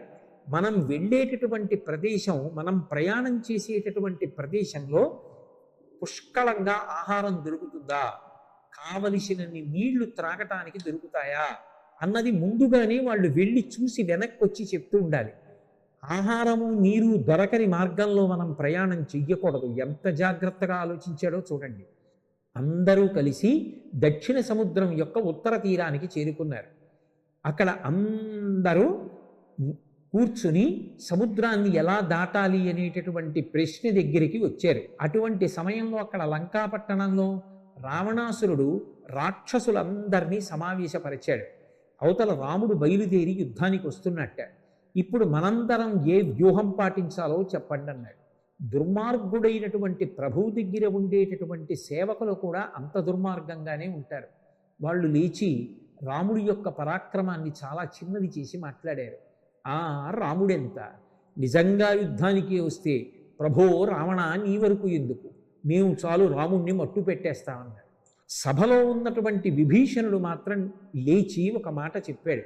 అన్నయ్య, అసలు సీతమ్మని ఎందుకు అపహరించి తీసుకురావాలి? ఆమె మహాపతివ్రత, రామచంద్రమూర్తి ఇల్లాలు. ఒక పరమ పతివ్రత అయినటువంటి స్త్రీని అపహరించి తీసుకురావడం ఎందుకు? ఆవిడ వల్ల ఇంత ఆపద తెచ్చుకోవడం ఎందుకు? ఆ పతివ్రత అయినటువంటి సీతమ్మని తీసుకెళ్ళి రామచంద్రమూర్తికి అప్పచెప్పు అన్నాడు. ధర్మాత్ముడు మాట్లాడినటువంటి మాటలు రావణాసురుడి తలకెక్కలేదు. విభీషణుణ్ణి నింద చేశాడు. నింద చేసినా నువ్వు నాకు అన్నవి, నువ్వు తండ్రితో సమానం కాబట్టి నువ్వు నిందిస్తే నేను కోప్పడను. కానీ ధర్మానికి ఇక్కడ అవకాశం లేనప్పుడు, ధర్మం మాట్లాడితే నువ్వు అంగీకరించనప్పుడు ఇక నేను నీతో కలిసి ఉండడానికి సిద్ధంగా లేనని నలుగురు మంత్రులతో కలిసి విభీషణుడు వెంటనే రాముడు ఉన్న ప్రాంతానికి వెళ్ళిపోయాడు. ఆకాశంలో నిలబడి కబురు చేశాడు. రావణాసురుడి సోదరుడైనటువంటి విభీషణుడు శరణాగతి చేసి రాముని యొక్క పక్షంలో చేరాలని కోరుకుంటున్నాడు అని. పరమధర్మాత్ముడు కనుక, రావణుడు మాట వింటలేదని చెప్పి విడిచిపెట్టి వచ్చాడు కనుక విభీషణుడికి తన దగ్గర అవకాశం ఇవ్వడం ఏమాత్రం తప్పు కాదని రాముడు వెంటనే తన పక్షంలోకి చేర్చుకున్నాడు. చేర్చుకోవడం కాదు, వానరుల్ని పిలిచి సముద్ర జలాలు తీసుకురండి, ఇప్పుడే ఈ క్షణంలోనే విభీషణుణ్ణి లంకాపట్టణానికి మహారాజుగా పట్టాభిషేకం చేస్తున్నాను అంటే రావణ సంహారం అయిపోయినట్టే. ఇక విభీషణుడికి పట్టాభిషేకం చేశాడు. ఈ 100 యోజనముల సముద్రాన్ని దాటి వెళ్ళాలి, ఎలా వెళ్ళాలో చెప్పమని అడిగాడు విభీషణుడు. విభీషణుడు అన్నాడు, ఈ సముద్రాన్ని దాటడం అంత తేలిక మాట కాదు. ఈ సముద్రపు ఒడ్డున నువ్వు కూర్చుని ప్రార్థన చేసి శరణాగతి చేసి సముద్రుణ్ణి ప్రార్థించు, ఆయన అనుగ్రహిస్తే దారి ఇస్తాడన్నాడు. రాముడికి ఇష్టం లేకపోయినా అలాగే ఒడ్డున కూర్చుని 3 రోజులు ఉపాసన చేశాడు. సముద్రుణ్ణి ప్రార్థన చేశాడు. అయినా సముద్రుడు కనికరించలేదు, మార్గం ఇవ్వలేదు. ప్రార్థన చేశాను కదా అని శక్తిహీనుణ్ణి అనుకుంటున్నాడని రాముడు వెంటనే లేచి బ్రహ్మాస్త్రాన్ని అభిమంత్రించి విడిచిపెట్టడానికి సిద్ధపడ్డాడు. బ్రహ్మాస్త్ర ప్రయోగం చేస్తే యావత్ ప్రపంచం తల్లడిల్లిపోతుంది, ప్రకృతి అంతా కూడా ఉడికిపోతోంది. సముద్రుడు గబగబా లేచి వచ్చి రాముడికి నమస్కరించి శరణాగతి చేశాడు. రామా, నా మీద సేతువు నిర్మించు, విశ్వకర్మ యొక్క అంశలో వచ్చినటువంటి వాడు నలుడు నీ దగ్గరే ఉన్నాడు వానరుడు, ఆయన శిలలను తీసుకొచ్చి ఈ సేతువు నిర్మించడానికి పడేస్తే నేను ఆ శిలలను వహిస్తాను, మీకు 100 యోజనముల వారధి ఏర్పడుతుంది, 100 యోజనముల పొడుగు ఆ 10 యోజనములు వెడల్పు ఉండేటట్టుగా ఆ వారధిని నిర్మాణం చేశారు. ఆ రాళ్ళు తెచ్చి దభీరుమన్న శబ్దంతో సముద్రంలో పడేస్తుంటే నీళ్లు అంతెత్తున పైకి లేస్తున్నాయి. పరమోత్సాహంతో 5 రోజులలో వానర సైన్యం యొక్క సహాయంతో 100 యోజనముల సముద్రానికి సేతువు నిర్మాణం చేశాడు రాముడు. అందరూ కలిసి సేతువు మీద లంకాపట్టణానికి వెళుతున్నారు. చివరికి లంకాపట్టణానికి చేరుకుంటున్నారు. అక్కడ రావణాసురుడు, అసలు ఆ రాముని యొక్క సైన్యం ఎంత బలంతో కూడుకున్నది, రాముని యొక్క శక్తి సామర్థ్యములు ఏమిటి కనుక్కుని రమ్మని 2 గూఢచారుల్ని పంపించాడు. వాళ్ళ పేరు శుకసారణులు. వాళ్ళిద్దరూ కూడా రాముడి యొక్క సైన్యంలోకి ప్రవేశించి తిరుగుతున్నారు. విభీషణుడికి తెలుసు కాబట్టి వాళ్ళిద్దరిని పట్టుకుని రాముడి దగ్గరికి తీసుకెళ్ళాడు. రాముడు నవ్వి అన్నాడు, మీరు రావణాసురుడి పలుపున వచ్చారు, నా బలం ఎంతో తెలుసుకోవాలనుకుంటున్నారు. మీరు కష్టపడి నా బలం తెలుసుకోక్కర్లేదు, నేనే నా యోధుల్ని పంపిస్తాను. మీరు యథేచ్ఛగా తిరిగి నా బలాన్నంతటినీ తెలుసుకుని వెళ్ళి రావణుడికి చెప్పవచ్చు. ఒక్క మాట చెప్పండి, మర్యాదగా సీతమ్మను అప్పచెప్పాడా బ్రతుకుతాడు, లేదా రావణాసురుడు నా చేతిలో హతుడవుతాడన్న నా ప్రతిజ్ఞని తెలియచేయండి అన్నాడు. వెంటనే శుకసారణలు బయలుదేరి వెళ్ళి రాముడిని కీర్తిస్తూ రావణాసురుడికి రాముడి యొక్క బలాన్ని వివరించారు. కానీ పరమ మూర్ఖుడు రావణుడు వింటాడా? వినలేదు. సరికదా, సీతమ్మ దగ్గరికి వెళ్ళి కొన్ని అబద్ధాలు చెప్పాడు. రాత్రి రామలక్ష్మణులు నిద్రపోతూ ఉండగా తన సైన్యం వెళ్ళి రాముణ్ణి లక్ష్మణుణ్ణి సంహరించిందని, వానరులందరూ దిక్కులు పట్టి పారిపోయారని అబద్ధం చెప్పి సీతమ్మని నమ్మించడానికి ఒక కుట్ర చేశాడు. విద్యుజ్జిహ్వుడు అని పేరు కలిగినటువంటి ఒక రాక్షసుడికి గొప్ప ఇంద్రజాలం తెలుసు. అతన్ని పిలిచి రాముడి యొక్క శిరస్సు ఎలా ఉంటుందో అటువంటి శిరస్సుని సృష్టించాడు. అలాగే రాముడి యొక్క ధనస్సుని, బాణాల్ని సృష్టించాడు. సీతమ్మ, నిన్న రాత్రి రాముడు నిద్రపోతుండగా నా సైన్యం వెళ్ళి ఇదిగో రాముడి యొక్క కంఠాన్ని కోసేసింది, ఇదిగో చూడు రాముడి యొక్క తల అని తెచ్చి మాయాశిరస్సు అక్కడ పడేశాడు. రాముడు పట్టుకునే ధనస్సుని, బాణాల్ని అక్కడ పడేశాడు. పాపం పిచ్చి తల్లి సీతమ్మ నిజంగా రాముడు మరణించాడని గుండెలు బాదుకుని ఏడుస్తాం. ఈలోగా ఏదో యుద్ధ సంబంధమైన విషయాల మీద మాట్లాడవలసి వచ్చి కబురొస్తే రావణుడు లోపలికి వెళ్ళాడు.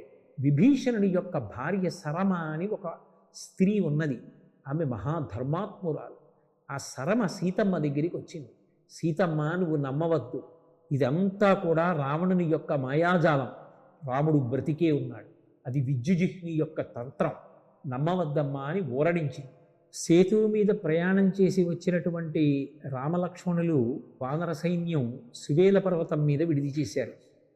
ఆ సువేల పర్వతం మీద విడిది చేసినటువంటి రామలక్ష్మణులతో కలిసి కూర్చున్నటువంటి వానర ప్రభువైన సుగ్రీవుడు ఎదురుగుండా లంకాపట్టణంలో కనపడుతున్నటువంటి అంతఃపురం పైన మేడ మీద కూర్చున్నటువంటి టీవీతో ఉన్న రావణాసురుణ్ణి చూశాడు. ఆ రావణాసురుణ్ణి చూసేటప్పటికి సుగ్రీవుడికి ఎక్కడ లేని కోపం వచ్చింది. పక్కన ఉన్న రాముడితో చెప్పకుండా ఎగిరి ఒక్కసారి రావణుడి యొక్క మేడలోకి ప్రవేశించాడు. రావణాసురుడి తల మీద పెట్టుకున్నటువంటి కిరీటాన్ని ఊడబెరికి నేలకేసి కొట్టాడు. వెంటనే రావణుడు లేచి సుగ్రీవుణ్ణి గుర్తుపట్టాడు. సుగ్రీవా, ఇంతకాలం నువ్వు నా ఎదట పడలేదు కాబట్టి సుగ్రీవుడు అనిపించుకున్నావు, ఇప్పుడు నా ఎదట పడ్డావు, అందుకే ఇకపైన హీనగ్రీవుడు అని పిలిపించుకుంటావు, అంటే తలలేనివాడి అవుతావని దాని అర్థం అని సుగ్రీవుడితో యుద్ధానికి సిద్ధపడ్డాడు. ఇద్దరి మధ్య గొప్ప పెనుగులాట జరిగింది. అనేక విధాలుగా రావణాసురుణ్ణి ఇబ్బంది పెట్టినటువంటి సుగ్రీవుడు ఒక్కసారి ఎగిరి వెళ్ళి మళ్ళీ రాముడి పక్కకి చేరాడు. రాముడు అన్నాడు, తొందరపడి ఎప్పుడూ ఇటువంటి పని చెయ్యకు సుమా, ఏదైనా ఇబ్బంది జరిగితే, స్నేహితుడవైనటువంటి నీకు ఆపద కలిగితే నాకు ఎంత బాధగా ఉంటుంది అని సున్నితంగా మందలించాడు. ఎక్కడైనా మాట చెప్తే రావణుడి మనసు అప్పటికైనా మారుతుందేమో అని ఇంకొక అవకాశం ఇవ్వాలనుకున్నాడు రాముడు. అంగదుణ్ణి రాయబారిగా పంపించాడు. చెప్పవలసిన మంచి మాటల సభలో అంగదుడు రావణుడికి చెప్పాడు. మంచి మాటలు వినేటటువంటి అలవాటు లేని రావణాసురుడు ఆ మాటలు వినలేదు కదా, 4 రాక్షసుల్ని అంగదుడి మీద పడడానికి ప్రోత్సహించాడు. ఆ సభలో ఉన్న వాళ్ళందరూ కోపోద్రిక్తులై ఉండగా 4 రాక్షసులు వచ్చి అంగదుడి మీద పడ్డారు. కానీ అంగదుడు వాళ్ళ 4 ఇద్దరిద్దరిని చప్పున తన చంకల కింద ఇరికించుకొని ఆకాశ మార్గంలోకి వెళ్ళి అక్కడి నుంచి వాళ్ళని నేల మీద పడేసి ఒక్క దూకులో రామచంద్రమూర్తి సన్నిధానానికి చేరుకున్నారు. ఇక చెప్పిన మాట వినేటట్టుగా లేడు. నా ధనుర్బాణములకు పని చెప్పవలసినది అని రామచంద్రమూర్తి నిశ్చయం చేసుకున్నారు. యుద్ధం ప్రారంభమైంది. రాత్రివేళ కూడా యుద్ధం జరుగుతోంది. ఆ యుద్ధం జరుగుతున్నప్పుడు ఒకరిని ఒకరు పలకరించుకుని దెబ్బలాడుకుంటున్నారు. నువ్వు వానరుడవా అని వానరుడు అడుగుతున్నాడు. నేను వానరుడనే అంటే వదిలిపెడుతున్నాడు. రాక్షసుడను అని చెబితే యుద్ధం చేసి సంహరిస్తున్నాడు. అలా అడిగి మరీ దెబ్బలాడుకుంటున్నారు. యుద్ధంలో అనేక మంది వీరులు నేల కొరిగిపోతున్నారు. ఆంజనేయ స్వామి చేతిలో జంబుమాలి పడిపోయాడు. సుషేనుడి చేతిలో అలాగే విద్యున్మాలి పడిపోయాడు. భయంకరమైనటువంటి యుద్ధం జరుగుతోంది. అంగదుడి చేతిలో ఇంద్రజిత్తు ఓడిపోయాడు. ఆ ఓడిపోయినటువంటి ఇంద్రజిత్తు కడుపులో బాధ ఏర్పడి దాన్ని తట్టుకోలేకపోయాడు. నాగాస్త్ర ప్రయోగం చేశాడు. ఆ నాగాస్త్ర పాశముల చేత బంధింపబడ్డారు రామలక్ష్మణులు ఇద్దరూ కూడా. నేల కొరిగిపోయారు.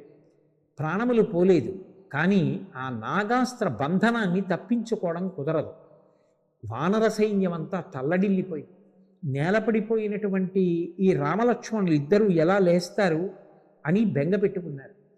ఇదే అదును అని భావించాడు రావణాసుడు. వెంటనే పుష్పక విమానాన్ని అశోకవనంలో ఉన్న సీతమ్మ దగ్గరికి పంపించాడు. పుష్పక విమానం ఎక్కించండి సీతమ్మని, యుద్ధభూమి మీదకి తీసుకెళ్ళండి, కిందకి దింపకండి. నాగాస్త్ర బంధనం చేత నిస్తేజంగా పడిపోయి ఉన్న రామలక్ష్మణుల్ని చూపించండి. వాళ్ళిద్దరూ మరణించారని చెప్పండి. భర్త మరణించాడు కాబట్టి సీతమ్మ నా మాట విని నన్ను భర్తగా అంగీకరిస్తుంది. నా కార్యం పూర్తయిపోయిన తర్వాత ఇక రాముడు యుద్ధానికి రాడు. దుర్మార్గపుట ఆలోచనలకి పెట్టింది పేరు రావణాసుడు. సీతమ్మని పుష్పక విమానం ఎక్కించారు. యుద్ధభూమి మీదకి తీసుకొచ్చారు. ఆమె పుష్పక విమానంలోంచి చూసింది. భర్త రాముడు, మరిది లక్ష్మణుడు నాగాస్త్ర బంధనం చేత నిస్తేజంగా పడిపోయి ఉన్నారు. అటువంటప్పుడు ఏ స్త్రీకైనా ఒక్కసారి దిగి భర్తని ముట్టుకొని బావురు మరి ఏడవాలనుంటుంది. విమానం దింపలేదు సరికదా, వెనక్కి వెళ్ళిపోతాం. ఆవిడ విపరీతమైన శోకాన్ని పొందింది. అప్పుడు త్రిజట చెప్పింది, మా నువ్వు బెంగ పెట్టుకోకు, వాళ్ళిద్దరూ ప్రాణాలతో ఉన్నారు. ఇది రావణుని పన్నాగం. నిజంగా రాముడు మరణించి ఉంటే నువ్వు వైధవ్యాన్ని పొందుతావు. వైధవ్యాన్ని పొందితే అమంగళకరం. అమంగళకరమైనటువంటి స్త్రీని, వైధవ్యాన్ని పొందిన స్త్రీని పుష్పక విమానం వహించి ప్రయాణం చెయ్యదు. ఒక్క మంగళకరమైన వారినే ఎక్కించుకుంటుంది పుష్పక విమానం. నువ్వు అందులో ఉండగా ప్రయాణం చేస్తున్నావు అంటే రాముడు బ్రతికే ఉన్నాడు, బెంగ పెట్టుకోకమ్మా అని ఊరడించింది. ఆపదలో ఉన్నవారికి రెండు మాటలు చెప్పి ఊరడించడం కన్నా పుణ్యం లోకంలో ఇంకోటి ఉండదు. భగవంతుడు మనకి మాట ఇచ్చినందుకు ఆ మాట అందుకు పనికి రావాలి. వెంటనే నాగాస్త్రము చేత రామలక్ష్మణులు బంధింపబడ్డారన్న వార్త తెలుసుకుని గరుత్మంతుడు వచ్చాడు. గరుత్మంతుడిని చూసేటప్పటికీ ఈ రామలక్ష్మణుల్ని బంధించినటువంటి పాములన్నీ కూడా విడిచిపెట్టి వెళ్ళిపోయాయి. ఇద్దరూ తేరుకున్నారు. మళ్ళీ యుద్ధం ప్రారంభమైంది. రావణాసురుడు మళ్ళీ యుద్ధానికి వచ్చాడు. యుద్ధానికి వచ్చి హనుమతో యుద్ధం మొదలుపెట్టారు. హనుమ ఒక్క దెబ్బ రావణాసురుడి యొక్క వక్షస్థలం మీద కొట్టారు. కదిలిపోయాడు రావణుడు. తిరిగి తాను హనుమని కొట్టారు. చెలించిపోయారు హనుమ. కానీ ఎంత దెబ్బ కొట్టావు హనుమ, నాకు తగినటువంటి యుద్ధవీరుడవు నువ్వే అన్నాడు. శక్తి అనేటటువంటి బాణాన్ని తీసుకుని లక్ష్మణస్వామిని కొట్టాడు రావణాసురుడు. అది లక్ష్మణుడి గుండెల్లో దిగబడ్డంలో స్పృహ తప్పి లక్ష్మణుడు నేల మీద పడిపోయాడు. లక్ష్మణుణ్ణి తీసుకుని లంకాపట్టణంలోకి వెళ్ళిపోదామని రావణుడు రథం దిగి వచ్చి లక్ష్మణుణ్ణి పైకెత్తే ప్రయత్నం చేశాడు. కానీ మనిషిని ఎప్పుడూ ధర్మం కాపాడుతుంటాడు. లక్ష్మణుణ్ణి పైకి ఎత్తలేకపోయాడు రావణుడు. మళ్ళీ తిరిగి రథంలో కూర్చున్నాడు. ఆ రోజు జరిగినటువంటి యుద్ధంలో బడలిపోయాడు. వెంటనే ఆ స్పృహ తప్పినటువంటి లక్ష్మణస్వామి తేరుకున్నారు. తేరుకున్న తర్వాత రాముడు లక్ష్మణుడు పడిపోయినటువంటి స్థితిని తట్టుకోలేకపోయాడు. తట్టుకోలేక రాముడో రావణుడో ఎవరో ఒకరు తీరిపోవాలి అని తాను హనుమ యొక్క భుజాల మీద కూర్చుని రావణాసురుడితో యుద్ధం చేశాడు. ఆ రామచంద్రమూర్తి ప్రయోగించినటువంటి బాణ పరంపరల యొక్క ధాటికి తట్టుకోలేకపోయినటువంటి రావణాసురుడు వెనక్కి తిరిగి వెళ్ళిపోయాడు. విశ్రాంతి తీసుకుని రేపు రా అని వదిలిపెట్టారు. ఆ మరునాడు మళ్ళీ యుద్ధం ప్రారంభమైంది. ఇంద్రజిత్తు నికుంభల హోమం చేస్తాడు, అభిచారిక హోమం చేస్తాడు. ఆయన బయలుదేరి వచ్చి బ్రహ్మాస్త్ర ప్రయోగం చేశాడు. 67 కోట్ల మంది వానరులు రామలక్ష్మణులతో కలిసి నేల మీద పడిపోయారు. ఎవ్వరికీ స్పృహ లేదు. కొన్ని కోట్ల మందికి ఎముకలు విరిగిపోయి, కొన్ని కోట్ల మందికి రక్తం కారిపోయింది, కాళ్ళు చేతులు తెగిపోయి చాలామంది మరణించారు. అందులో బ్రతికున్న వాళ్ళు, బ్రహ్మాస్త్ర బంధనానికి దొరకకుండా తప్పుకున్న వాళ్ళు ఇద్దరే. ఇంద్రజిత్తు యొక్క యుద్ధం తెలుసు కాబట్టి, పినతండ్రి కాబట్టి విభీషణుడు తప్పుకున్నాడు. బ్రహ్మాస్త్రం బంధించదు కాబట్టి హనుమ తప్పుకున్నాడు. అందరూ పడిపోయి ఉండగా కాగడా చేత్తో పట్టుకుని ఆ విభీషణుడు హనుమ కలిసి పెద్ద పెద్ద యోధులు ఎవరున్నారో వాళ్ళని పలకరిస్తున్నారు. జాంబవంతుడి దగ్గరికి వెళ్ళారు. సృష్టికర్త బ్రహ్మగారి అంశలో వచ్చినవాడు జాంబవంతుడు. వెళ్ళి తాతా కుశలమా అని అడిగారు. జాంబవంతుడు కళ్ళు విప్పి అన్నాడు, హనుమ క్షేమమా అని అడిగారు. తాత, ఇన్ని బాణపు దెబ్బలు తిని బహుశः నువ్వు సరిగా ప్రశ్న వెయ్యలేకపోతున్నావు అనుకుంటున్నాను. రామలక్ష్మణులు కుశలమా అని అడగాలి, హనుమ కుశలమా అని అడుగుతున్నావే అన్నారు. హనుమ ఒక్కరు బ్రతికుంటే మన సైన్యమంతా పడిపోయినా కూడా మళ్ళీ బ్రతుకుతారు. ఒకవేళ హనుమ మరణిస్తే మన సైన్యమంతా బ్రతికినా మరణించినట్టే అన్నారు. ఇంకొకడైతే తన గురించి అలా చెప్పినందుకు గర్వపడతాడు, కానీ మహావినయసి హనుమ జాంబవంతుడి పాదములు పట్టుకుని నమస్కరించి, తాత హనుమ నిన్ను కుశలమడుగుచున్నాడు అన్నారు.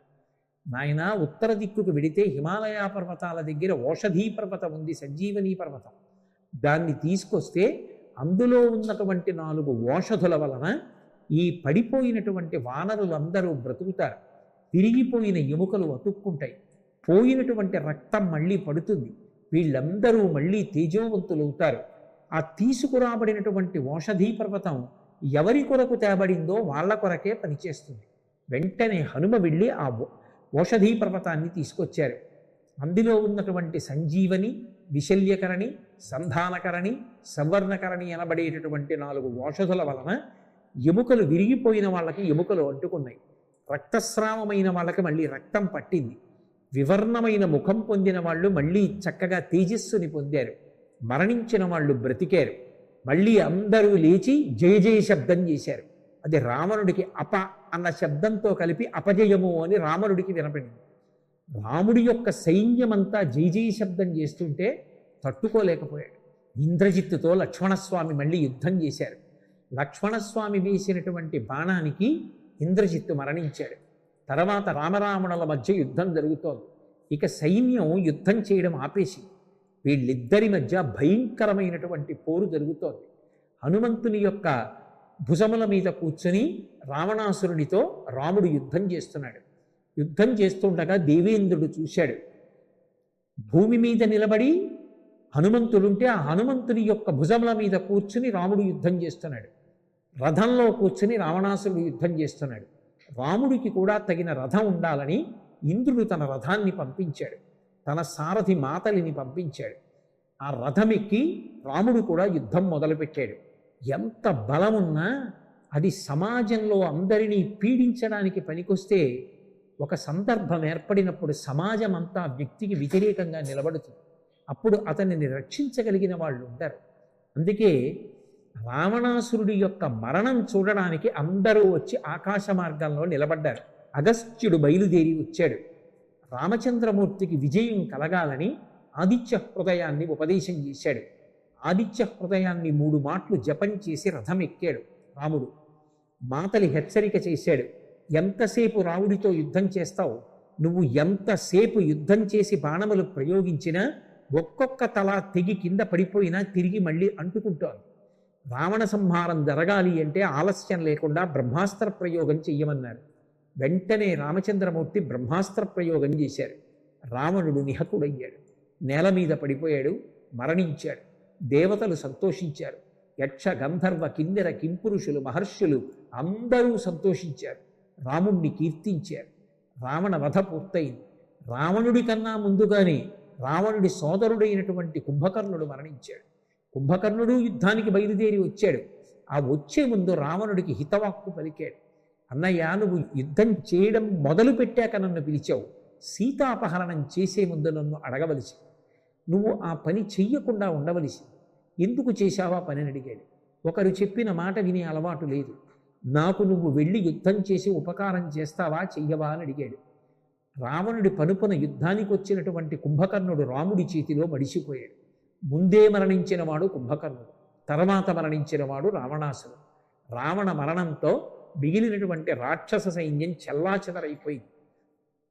విభీషణుడు పట్టాభిషిక్తుడై లంకాపట్టణానికి రాజయ్యాడు. అప్పుడు వెంటనే వెళ్ళి సీతమ్మని తీసుకొచ్చారు. రాముడు సీతమ్మని స్వీకరించలేదు. నా వంశ ప్రతిష్టని నిలబెట్టుకోవడానికి రావణ సంహారం చేశాను తప్ప ఇంతకాలం శత్రువు యొక్క అంతఃపురంలో ఉన్నటువంటి నిన్ను భార్యగా స్వీకరించడానికి నేను సిద్ధంగా లేనన్నాడు. చాలా బాధపడింది సీతమ్మ. పైగా యథేచ్ఛగా నువ్వు ఎక్కడికి వెళ్ళాలంటే అక్కడికి వెళ్ళిపోవచ్చు అన్నాడు. ఆ మాటల చేత బాధ పొందిన సీతమ్మ తన శీలం యొక్క పవిత్రతని నిరూపించుకోవడానికి అగ్నిలో ప్రవేశించింది. అగ్నిభట్టారకుడు సీతమ్మని తీసుకొచ్చి, ఈమె మహాపతివ్రత, స్వీకరించమని రామచంద్రమూర్తికి ఇచ్చారు. ఇప్పుడు రాముడు అన్నాడు, నాకు సీతమ్మ పతివ్రత అని తెలియక కాదు, సీతమ్మ మనసు బాధపడాలని కాదు, సీతమ్మ ఎంతటి మహాపతివ్రతయో, నా యందు ఎంత ప్రేమ కలిగినదో, ఎంత భక్తి కలిగినదో 3 లోకాలు తెలుసుకోవాలని అగ్నిప్రవేశం చేశాను తప్ప అనుమానం చేతనో ఆమెని అవమానించాలనో నేను ఈ పని చెయ్యలేదు అని చెప్పాడు. సీతమ్మని రాముడు స్వీకరించాడు. దేవేంద్రుడు ప్రత్యక్షమయ్యాడు. రామా, ఏం కావాలో కోరుకోమన్నాడు. నా కోసమని యుద్ధానికి బయలుదేరి వచ్చి ఈ యుద్ధంలో ఎందరో వానరులు మరణించారు. మరణించిన వానరులందరూ బ్రతికేటట్లుగా వరమిమ్మన్నాడు. వరం ఇవ్వడమే కాదు, రామా, ఇవాళ వరమిస్తున్నాను, ఎక్కడెక్కడ వానరములుంటాయో అక్కడక్కడ చెట్లు ఉంటాయి. ఆ చెట్లు సమృద్ధిగా పువ్వులు పూసి కాయలు కాసి పళ్ళు పండుతాయి.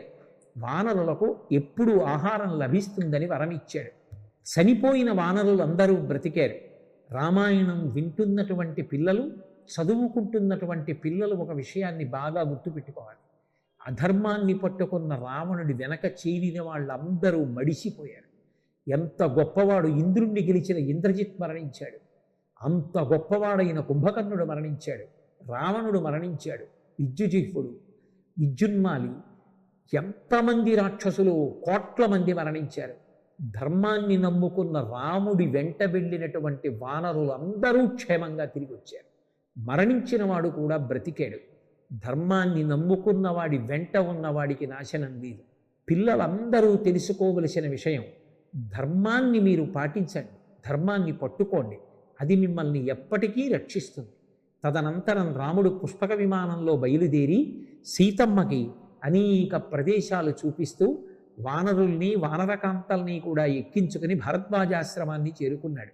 స్వామి హనుమని పిలిచి, నువ్వు ముందుగా వెళ్ళి నందిగ్రామంలో భరతుడికి నేను వస్తున్నటువంటి వార్త తెలియచి నా క్షేమ వార్త చెప్పు.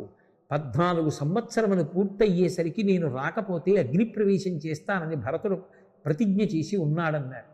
నాకు ప్రియమైన స్నేహితుడు గుహుడికి చెప్పు, నేను తిరిగి వస్తున్నానని, పట్టాభిషేకానికి రమ్మని అన్నారు. హనుమ వెళ్ళి గుహుడికి రాముడి క్షేమ వార్త, పునరాగమన వార్త, అంటే తిరిగి వస్తున్నాడన్న వార్తని చెప్పి అక్కడి నుంచి వెళ్ళి భరతుడికి చెప్పారు. భరతుడు ఎంతో ఆతృతతో, నువ్వు వానరుడివి, ఏమి చాంచల్యంతో చెప్పావా, రాముడు కనపడనేమని అడుగుతున్నారు. అడిగో, పుష్యమీ నక్షత్రంలో రాముడు వస్తాడు అన్నారు. భరద్వాజాశ్రమం నుంచి రాముడు వానరకాంతలతో, వానరులతో, సీతమ్మతో కలిసి పుష్పక విమానంలో బయలుదేరి వచ్చారు. గబగబా భరత శత్రుఘ్నులు ఆ విమానంలోకి వెళ్ళి రాముడి పాదాలకి పాదుకలు తొడిగారు. రాముడు కిందకి దిగాడు. చక్కగా అందరూ కలిసి అయోధ్యా నగరానికి చేరుకున్నారు. తర్వాత రామచంద్రమూర్తికి పట్టాభిషేకం జరిగింది. రాముడు కౌసల్య, సుమిత్ర, కైకేయి, వశిష్ఠాది పెద్దలందరికీ నమస్కారం చేశాడు. పట్టాభిషేకం జరిగి రాముడు మహారాజు అయ్యాడు. రాముడు ఇంతకాలం తనతో అనుగమించి ఇంత సేవ చేశాడు కాబట్టి లక్ష్మణస్వామిని యువరాజుగా పట్టాభిషేకం చేసుకోమన్నాడు. అన్నయ్య, నాకన్నా పెద్దవాడు భరతుడుండగా నేను యువరాజు పట్టాభిషేకం చేసుకోనని లక్ష్మణుడు తిరస్కరించాడు. అప్పుడు భరతుడికి యవ్వరాజ్య పట్టాభిషేకం చేశారు. రామరాజ్యం ప్రశాంతతకి మారుపేరు. దొంగతనాలు లేవు. పెద్దవాళ్ళు బ్రతికుండగా పసిపిల్లలు మరణించడం అన్న మాట లేదు. పెద్దవాళ్ళు చిన్నవాళ్ళకి శ్రాద్ధకర్మ చేయడం లేదు. దొంగతనాలు లేవు. యుద్ధ భయం లేదు. అగ్ని భయం లేదు. వరదలు లేవు. సకాలంలో వానలు పడకపోవడం అన్నది లేదు. ఏ ఇంట చూసినా రామా రామా రామా అన్న మాటలే. రామరాజ్యం అంటే లోకమంతా ప్రశాంతంగా అందరూ సంతోషంగా ఉన్నారు. ఆర్షము రామాయణం. ఆర్షము అన్న మాటకు అర్థం ఏమిటంటే ఇతిహాసం. ఇది యథార్థముగా జరిగిన కథ. రామాయణం అంతా కూడా మానవీయ సంబంధముల యొక్క సమాహార స్వరూపం. అంత గొప్పదైనటువంటి ఈ శ్రీరామాయణ కావ్యం ద్వారా మీ అందరూ కూడా ధర్మం యొక్క విలువని తెలుసుకుంటారని, మానవీయ సంబంధములను తెలుసుకుంటారని, ఎప్పుడెప్పుడు ఎలా ప్రవర్తించాలో నేర్చుకుని మీ జీవితాల్ని ధన్యం చేసుకుంటారని ప్రభుత్వం వారు ఈ రామాయణాన్ని తెలుగు వాచకానికి ఉపవాచకంగా ఇచ్చారు. తిరుమల తిరుపతి దేవస్థానములు అనేటటువంటివి సాక్షాత్ భగవంతుడికి సంబంధించినవి. వెంకటేశ్వర ప్రభు ఎవరో కాదు, సాక్షాత్తు రాముడే.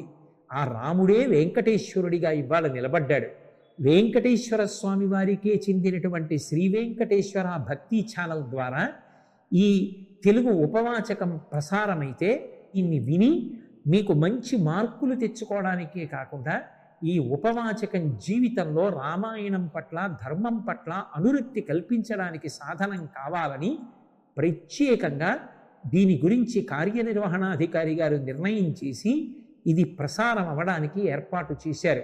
చక్కగా మీ అందరూ బాగా చదువుకుని ఈ పేర్లన్నీ మనసులో ధారణ చేసి కథాక్రమం ఒక్కొక్క కాండ అయిపోగానే ఒక్కొక్క సంఘటన పరంగా ఎలా వెడుతోందన్న దాన్ని మళ్ళీ కళ్ళు మూసుకుని ఆలోచన చేసి పేర్లు ధారణ చేసి బాగా రాసి కులై మీకు పాఠం చెప్పినటువంటి ఉపాధ్యాయులందరూ పరమ సంతోషం పొందేట్టుగా, చక్కగా ప్రతిటువంటి ఉపాధ్యాయులందరూ పరమ సంతోషం పొందేట్టుగా చక్కగా పరిశ్రమ చేసి వృద్ధిలోకి రండి. ఓం నమో వెంకటేశ.